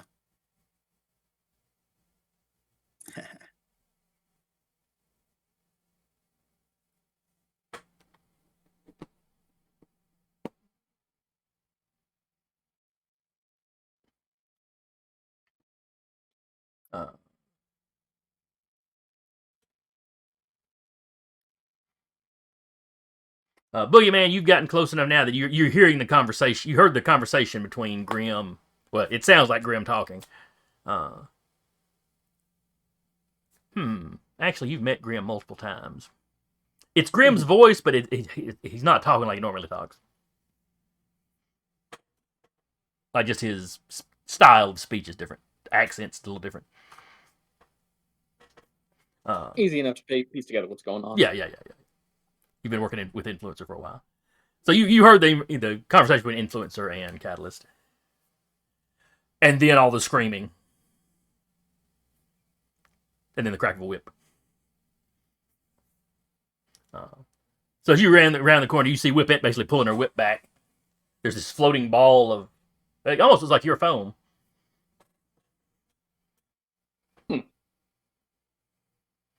Let's see. She's standing there. Skaterboy's standing there. Grim Noir standing there. Well, and all the mutants I've been previously describing. And the mixture of screaming and crying medical professionals up at the far end of the hallway at the cargo elevator. Mm-hmm. So what do you do? Boogie's gonna stop. I assume Flair and Stone are congruous with me. Yes, they're just a few steps. They haven't rounded the corner yet. They're just a few steps behind you. You know, when their turn comes up, they way round the corner. I'm gonna hold up my left hand, so hopefully they'll understand to stop whenever they come around the corner, and just say, "Point Catalyst." I'm guessing the screaming was you taking it slow roasted with someone. He was vivisecting a live mutant. When we Understandable. attacked. All right, 1 second. That is not something to chew on, Hun Bun. I'm gonna point at Nada. Grim Influencer and say, "Influencer, pop out of him, please." Out of Grimdark? I assume Grim Noir was handling evac for the mutant. Catalyst nods. That was the plan, yes. Influencer, please hop out of him, so we can get these people out of here.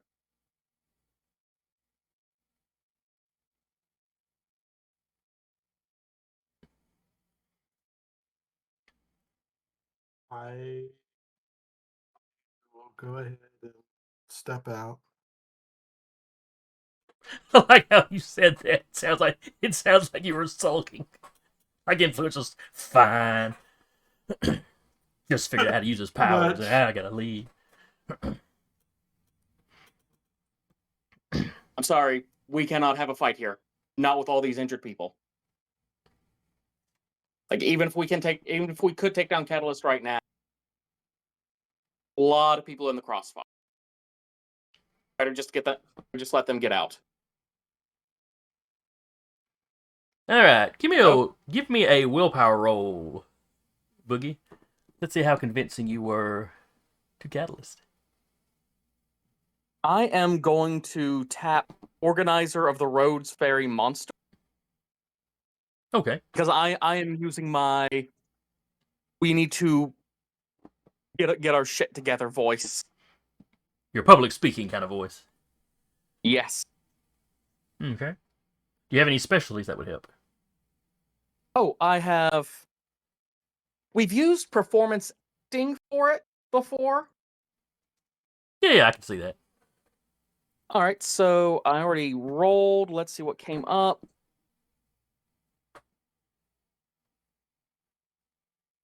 That'd be a. I'm not sure to register my roll. Okay, it came up as an 11 on where I'm at. A D6 okay, if you plus see an 8. 11, then that'd be a 13. Okay. Yeah, plus 2 for it, yeah. Alright, so that's a 13. His willpower is quite high. But you're talking about the fight, your speech is partially to protect the mutants. I'm going to give I'm going to say that probably appeals to him. And he feels just a little bit guilty about one something.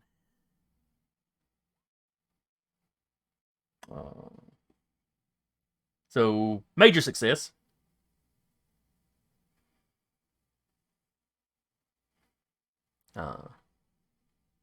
He agrees. We will stand down. To your side, Flair and Stone will be coming to a stop. And they're hearing the exchange. Flair, to his credit, Flair is saying it quietly. We can't just let them get away with everything they've done. Stone makes no response to him. She's In the full face match, you can't tell. Maybe she's sitting there thoughtfully. Maybe she's planning to punch you in the head. You don't know. But Catalyst is like, very well.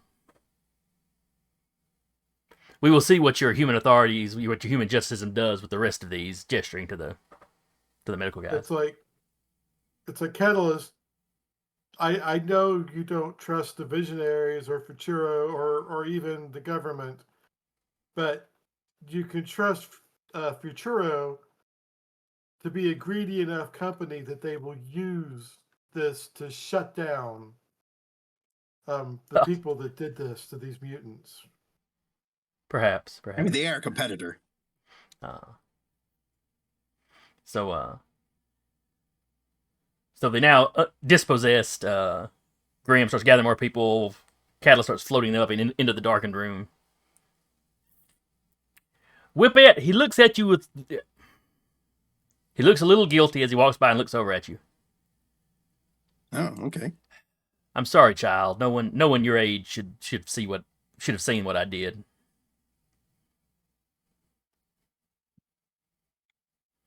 Yeah, I think Whippette's expression probably is kind of like childlike at this point, like childlike fear. So This apparently is he feels a little guilty, not about what he did to the guy, but I let my temper get the better of me, and I made a child see this. That's messed up. But they get everybody into that side room and shut the door, and presumably Grim takes them away.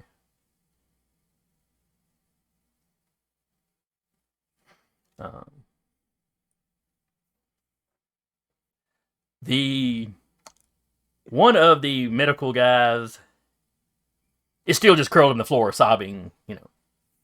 He's clearly just had some kind of breakdown. The rest of them are just all over you guys, thanking you for saving their lives. Boogeyman is going to immediately start swinging. Don't thank us. Oh, thank you.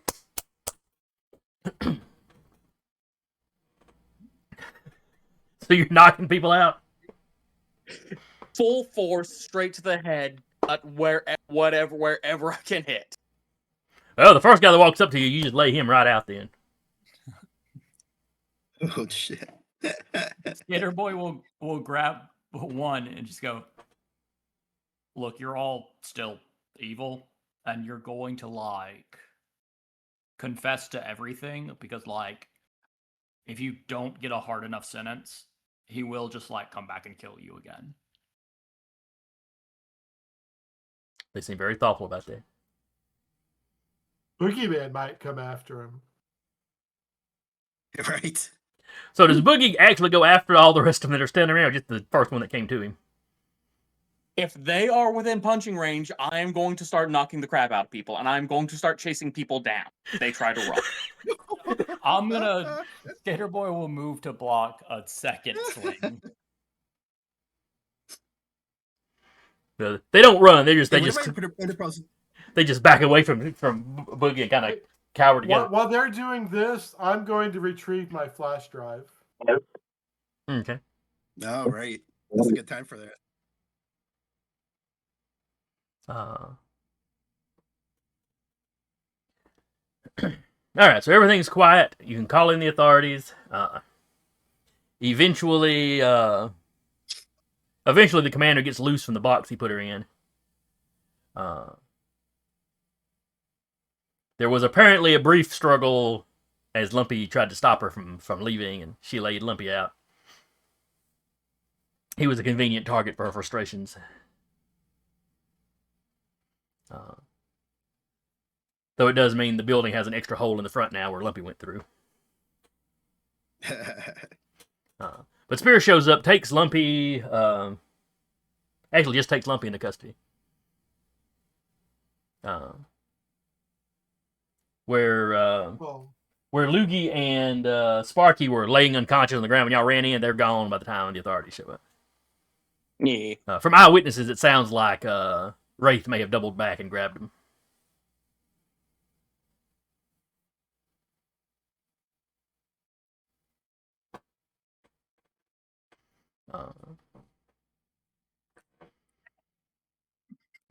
So Spear wants a full report on what happened.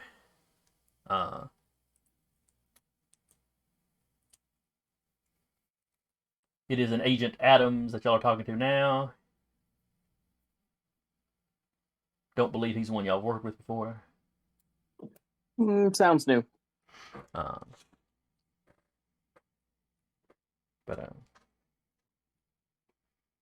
Let's see. And y'all got, if I remember correctly, y'all got called in. Yeah, the defenders and them were fighting in public, which is how y'all got notified and y'all showed up.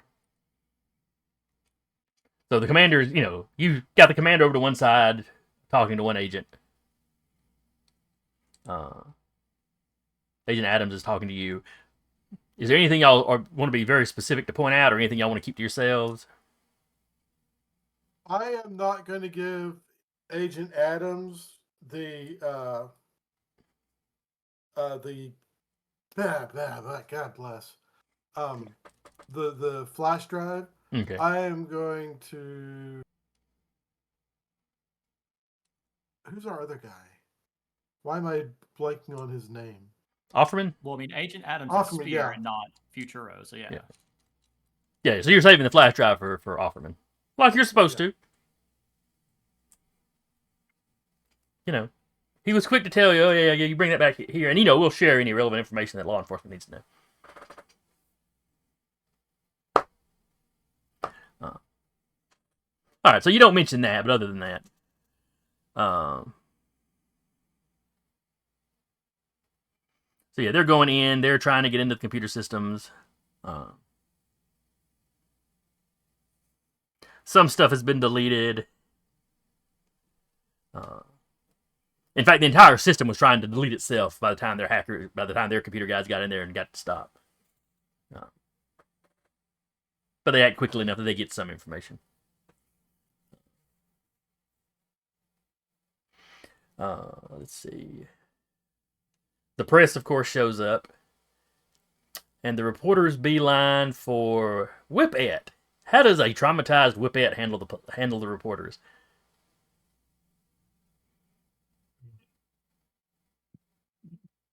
I don't think she simply says no comment. Okay. And then looks to one of her teammates to kind of like rescue her from this awkward situation. Boogieman's gonna go ahead.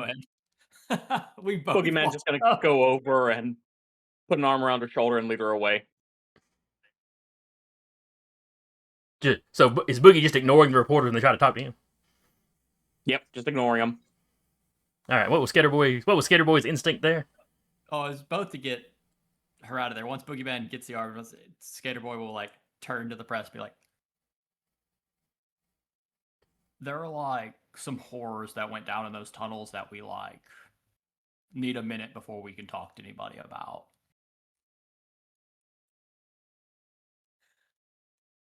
And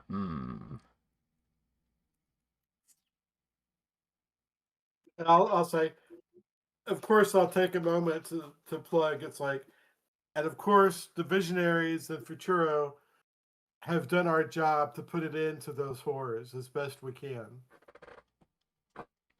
So since you look like you're willing to talk, they kind of turn towards you. And they're asking you what kind of, what happened down there?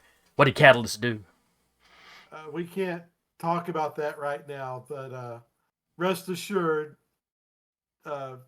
we will, Futuro and the authorities will be making statements. All right. So you're not really giving them much, but you're handling them a little bit more. Yeah. Okay. I'm not giving them a lot of. And you pretty much hear the commander, no commenting, as well. About what went on in the building. She'll talk about they responded to an attack and all that. We're sorry we weren't able to save the building, but we were able to save a lot of people. The building's still standing. It's just going to need a lot of work.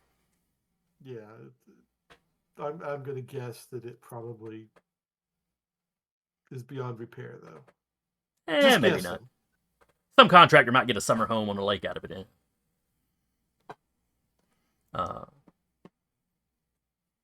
But let's see. The thing that happened to Rush was inside, so no witnesses outside saw that, so there's no questions about that. You do hear the commander get asked about, where the rest of the defenders are. And she comments on, one of our members was injured and another one evac'd him, back to our base. No, I don't have a, report on what state he's in at the moment.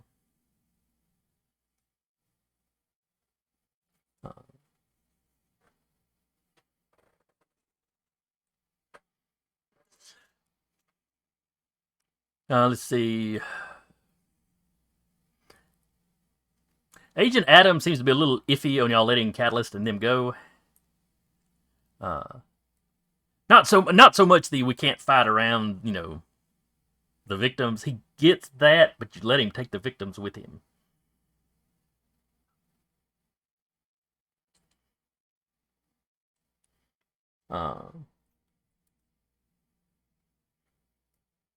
So he's kind of like, was that really a good idea?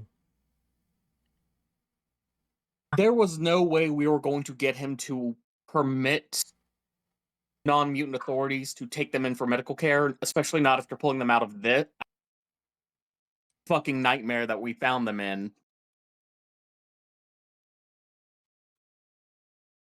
So this was... I level. can assure you, he could probably give him better care than a human hospital can. Mm-hmm. He doesn't seem happy with those answers, but he gets it, even if it's maybe you get the impression it's not what he would necessarily the decision he would have made at the time.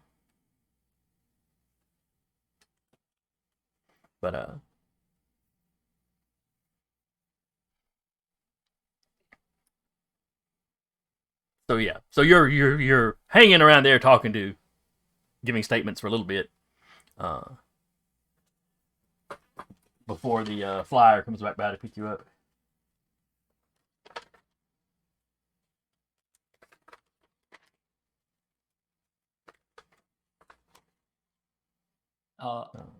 Skaterboi will want to speak with the commander if there's a brief moment to. Yeah, you could find a moment to get over to her. Hey, Commander. Yes, what can I do for you? This isn't gonna be well,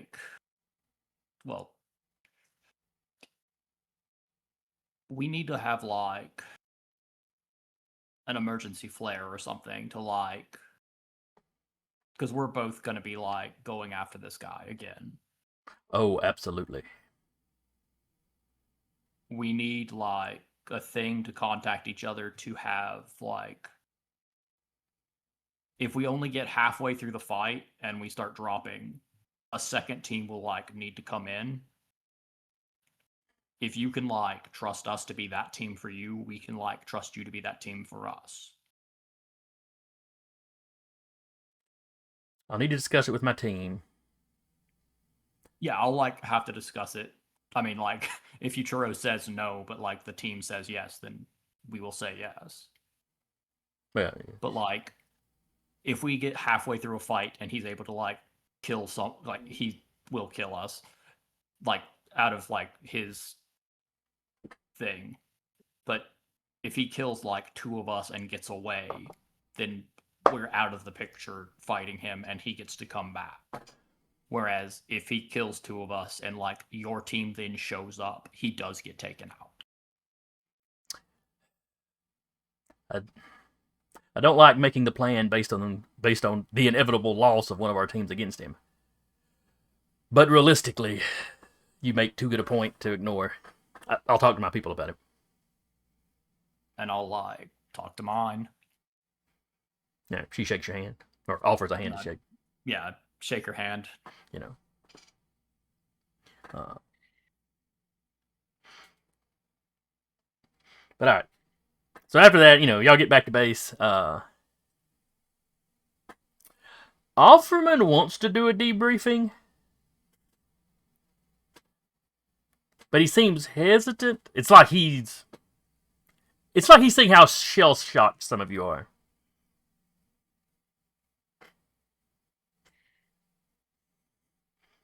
You know, Whipette definitely. Well, let's go. Let's go around the table, so to speak. How is Skaterboi coping with everything he's seen? Skaterboi has seen what vampires do to humans. It's gross, but he hasn't seen it that fast before, but he's seen people get taken apart. So, it was gross, it was immediate, and it's shocking, but he has some experience with it. Okay. And Whipette, I think you've pretty well established she's a little in need of a moment. Yeah, and I think a lot of it just had to do with her utter helplessness in that situation. But yes. All right, Curtis, what about the influencer? I would say he's horrified, but not really traumatized. Because I think I had established before that he's been a troublemaker for various causes in the past, and he's so loyal to Futuro because they gave him a new identity and let him live within the system rather than making himself a target for all kinds of people. So he's seen some bad things, not like that, but he's seen and caused some bad things. And what about the Boogieman? So he didn't get to see Glovening, but this is not the first time the scene just unspeakable crap being done to mutants and other people by those with an absurd amount of power and influence, and he is wondering how many of the people whose jaws he just caved in are going to actually face real consequence for the shit they were a party to. That's true. Boogeyman does keep running into these underground labs.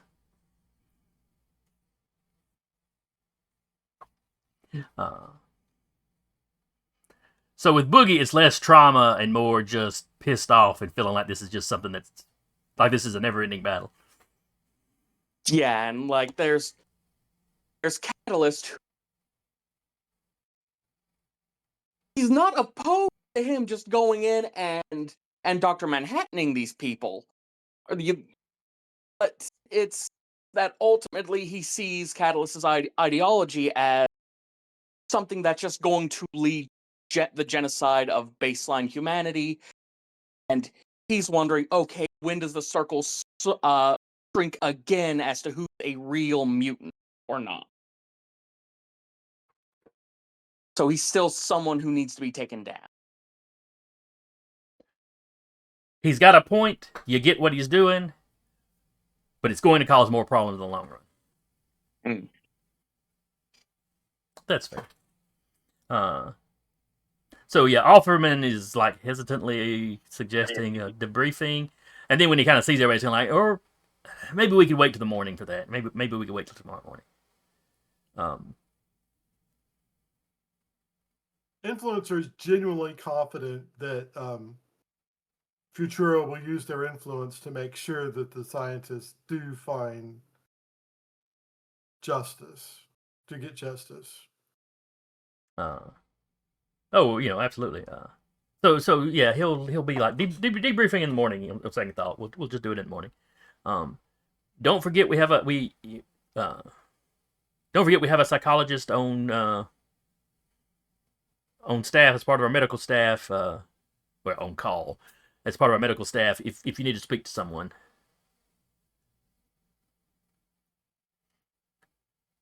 And he's like speaking to the group, but kind of looking over at Whipette as he's saying this.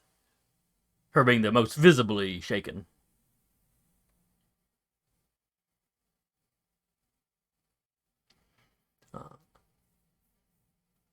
And then he lets y'all go get cleaned up. Though Influencer, he does sort of gesture for you to hang back just a second. Sure. And crap, I'm blanking on what Influencer's name was. Oh, it's Mal Goodman. Yeah. Yeah. He flags for you to stay. Mal, I would like to speak to you. I mean, go get cleaned up, but if you could swing by my office just briefly, Yeah, afterwards, just give me some idea of what happened. I will, and I'll give him the flash drive, obviously. Oh, you slid into the flash drive. Oh, I'll be looking into this while you're cleaning up.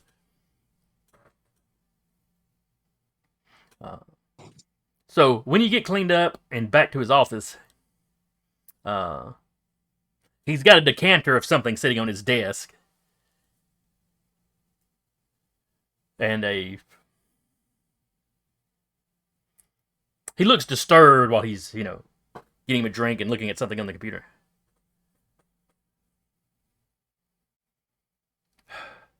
Oh, Mal, please come and sit down. Yeah. Oh, let me pour you a drink.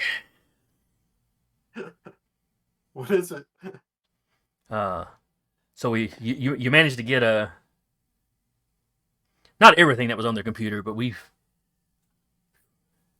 they were doing some messed up stuff. And we've got some security footage. Well, I saw what we've got the footage of what Catalyst did to that man. But then we've also got footage of what that man was doing to the other fella, the mutant fella.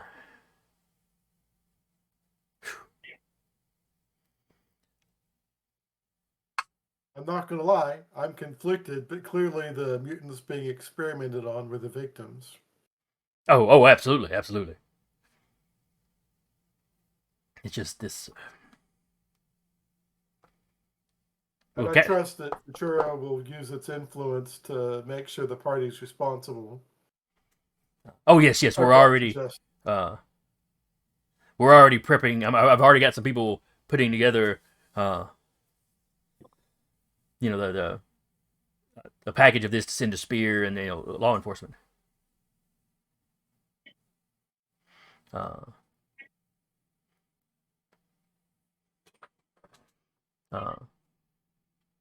Anonymously, because I don't know how they would respond to us having used the flash drive on a corporate rival. Be a little, that might be. They might look at it a little differently than just if y'all had broken into Professor Prometheus's lab. But we will get the information to them.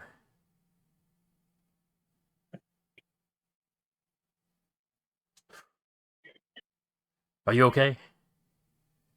I mean, it had to be. It's shocking to me just watching it on this little monitor. I can't imagine standing in the hallway. I think Catalyst is a. Oh gosh, what's the word?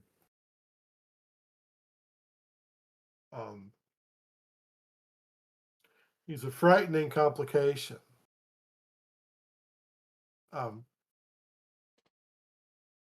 I also, my history, some of our goals align. Mm-hmm. He might be a spear that we could direct once. Only once. He's not somebody that can be reasoned with.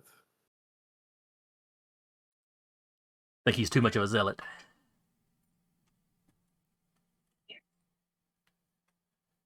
I'm prone to agree. Honestly, I hope he's done in Detroit for a while. I do too, but I've learned from experience the way he operates is only going to make things worse for everybody. Yeah, that kind of violence isn't the answer.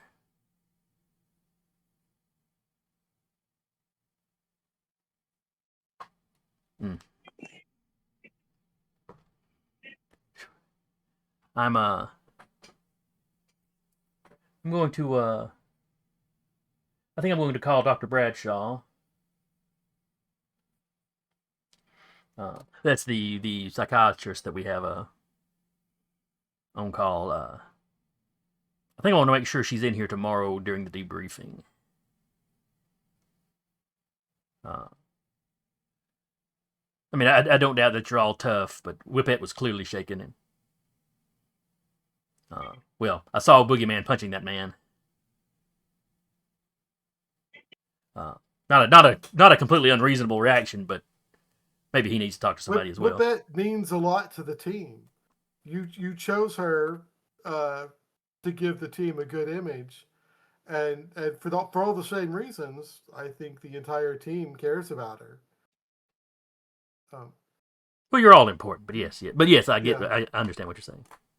Losing her would have been unacceptable.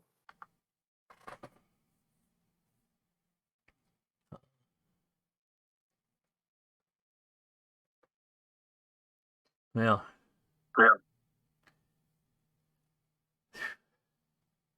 maybe y'all should go out and, well, not tonight. Tonight, just deal with it.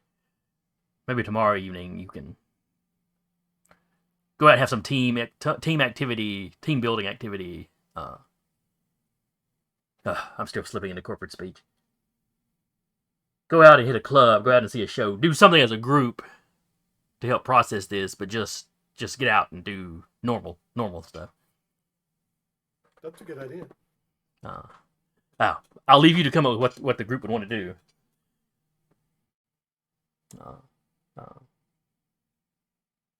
If it's a show or something, Futuro will handle ticket prices and whatnot. But just take the rest of the day off and relax.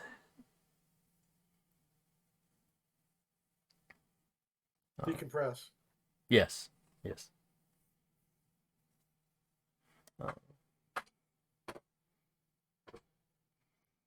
So y'all have the rest of the night off.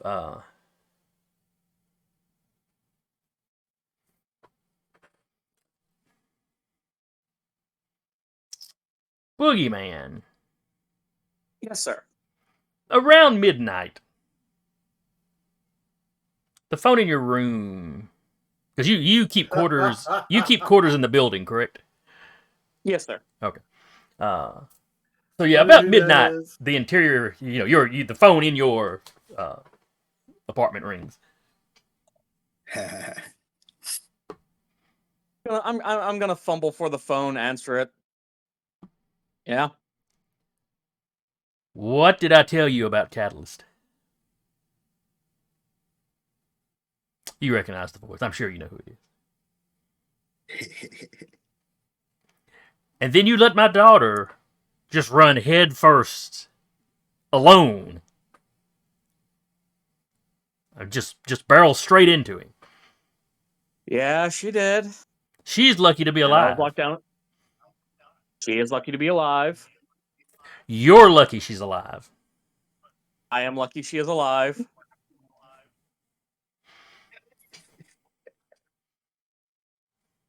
There's heavy breathing on the other side, like she wants to say more, but like she's trying to keep it somewhat civil. Your team does good work. Y'all are not equipped to deal with this man. We absolutely are not. I would have stopped her. I was locked down engaging with another combatant. Lord knows words alone would not have stopped her from trying to engage cattle. No, that's true. Why does she keep running at these world breakers? Because you trained her to be one of the most capable people I have ever met in my life.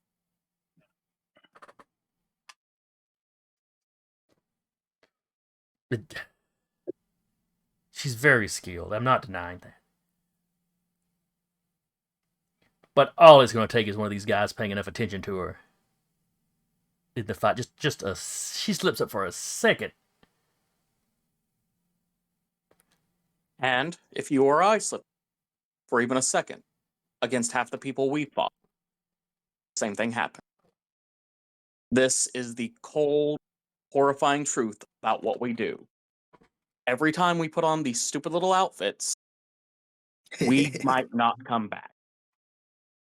It might be Puckala Bob from the nth dimension coming to suck out the world's soul or whatever, or it might be Harry who's trying to get money for rent, so he's knocking over a corner store and he gets lucky with a.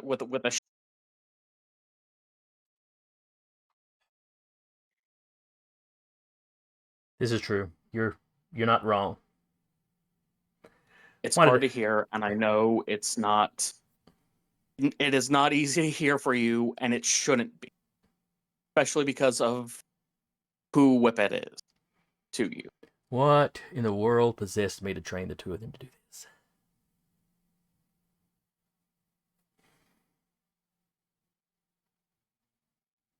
I won't have an answer to that.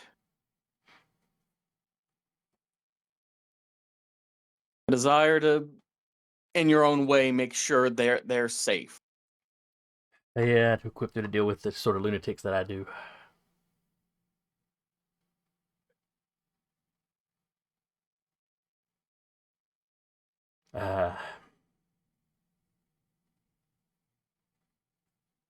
I should probably let you get back to sleep. You was try to fu- get some sleep yourself. I was probably being rash in calling, but emotions were high. I expected a call. Honestly, I'm glad you got it out at me, yet not at her. Me too. Yeah, that may be a thing next time I see her. I think I'm gonna go work the punching bag for a little bit. A good idea. Again, I probably shouldn't have been so rash. And she stumbles over a not apology before hanging up. I hang up the phone and just collapse. Maybe Whippet could use the hug she's not going to get.